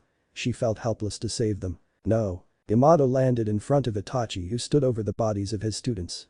The three genin were not moving and their eyes were closed as if they had been sleeping. Itachi looked intently on the three genin. "You decided to take that route after all." "Yes, I find that the mind is a much better place to watch someone's true nature in action." "How are they doing?" "Better than expected actually, they are fighting against their instincts well." "So are you going to pass them?" "If they can prove themselves then yes." "You know Itachi, many Chunin, couldn't pass this test of yours." "I know, but I have to make sure that they can handle it. Just please don't mess them up too bad. One Ibiki is enough around here. We don't need a second." Itachi and Yamato laughed together. Yamato still felt guilty around his friend, but he had been slowly getting over it. Itachi was glad to have him back. "Well I had better let you get back then, Hatiche." "Yes, and you need to get to the Anbu compound. Isn't today your first day captain?" The two friends nodded at each other and Yamato left. He really hoped Naruto could pull through this test. Naruto didn't know what to do. On the one hand he could save his friends, but Am would be killed. On the other, if he saved AM, then his friends would be gone. He had to protect the civilian. As a ninja, that is his mission. But could he really just let his teammates be taken away? Could he really abandon them like that? Darn it. Why can't I be in two places at oh so stupid? Naruto said as he smiled and smacked himself in the forehead before making a hand sign. Shadow Clone Jutsu. 8 more Narutos poofed into existence. They split into 3 groups quickly, attempting to rescue all 3 hostages at once. The ninja who held Sasuke tried to dodge the first Naruto's kick, but a second came from around back and threw a fist. The ninja moved his head in order to avoid the blow, but he moved right into the waiting fist of clone number 3. The ninja holding Yakumo dodged several throw kunai without allowing her to be injured. Their orders were to defend the target until delivery. As the ninja was too busy trying to not get his, he failed to see the clone falling from above. The clone kicked the ninja's head downwards as hard as he could, instantly knocking him unconscious. The final 3 clones rushed the ninja holding AM captive. He tried to kill her, but was unable due to the shock of his comrade's loss. Water style. Drilling water bullet jutsu. All the clones blasted him from different sides, and he was forced away from AM as the blasts of water hit him. One of the Narutos leapt on top of him with a kunai and held it against his throat. "You're finished." And his vision went dark. Sasuke looked straight into Danzo's eyes. The old warhawk stared at the boy with a smile on his face. He knew that he had the boy trapped, as he could never resist the thought of revenge and power. Sasuke's fists were clenched and shaking as he didn't know what to do. He was more torn than he had ever been before. He just wanted to make the right choice. "Sasuke Uchiha, I will make you a deal. Obviously you cannot kill me or save your friends. So I will give you the one thing that you want more than anything. Power. Kill your teammates and I will give you more power than you could possibly imagine." Sasuke froze in place. Did this man actually just offer this? More power. The idea was intriguing and he wanted to get stronger. But after looking at his best friend, his answer became clear to him. And for once he felt clarity. "Your offer is tempting, Danzo. Do you accept?" "I accept that you can shove your offer up your ass. I hate you, Danzo, more than you could ever imagine, but I will not let harm come to my friends. I will give my life to protect him, you son of a." And his vision went dark. Ikumo's knees were shaking. She saw the floor falling away bit by bit, but she couldn't move. The demon was now laughing at her weakness. As she stood there, she thought of everything she had been told in her life. "You're weak. You will never be a ninja, so give up that path. Your taijutsu is awful, as is your ninjutsu. You will never make it. You're pathetic." As all of the voices rang through her head, she grew angrier and fiercer. She felt like she would explode if she didn't let it out soon. The demon started to chuckle and walk towards her. And that is when she saw it. "You stand no chance, Yakumo. I am your fear, I am your hatred. I am your strength. I am." Completely annoying. I mean, shut up already. Yakumo looked at the demon with fire in her eyes. "I finally figured it out." As she said that, the floor beneath Naruto and Sasuke's feet began to rebuild itself. The demon was astonished and didn't understand what was happening. Its power was draining away drastically. What are you doing?" "This is a Jinjutsu, granted a really well thought out multi-layer one that confused me for a while, but I finally figured it out. You hold no power over me, and I will never let you hurt my comrades. Jinjutsu versions are the real ones. Your time is up." She put her hands together into a hand sign and shouted out release as she flared her chakra. And her vision went dark. All 3 teammates' eyes began to flutter on open and they realized they were lying on the grass in front of Itachi. "Congratulations, you 3. You passed my tests." "What tests?" Sasuke asked, clearly upset. "Well, technically you were not genin yet. Not until I decided you were ready. There were lessons that the 3 of you needed to learn first." "What lessons?" Naruto asked. "Naruto, you are headstrong, intelligent, and caring to a fault. But you also see your mission as your first duty, and in this world those who don't complete their mission are seen as trash, but those who forget about their comrades are worse than trash. I needed to know that you wouldn't leave your team behind, even if compromised." Naruto nodded his head in understanding. "Sasuke, you, my brother, are one whom I care about more than any other, but you have a few major flaws that you need to work on. Firstly, you need to let go of revenge. Killing Danzo right now would not help. Second, you seek power in your life, and wanting to be stronger is okay unless it hurts your loved ones. You did well in your test, but you could have done much better. You were so consumed with the thought of revenge and power that you almost failed your team." Sasuke looked down dejectedly. "And Yakumo. You fear what is inside of you, and because of this you are a liability.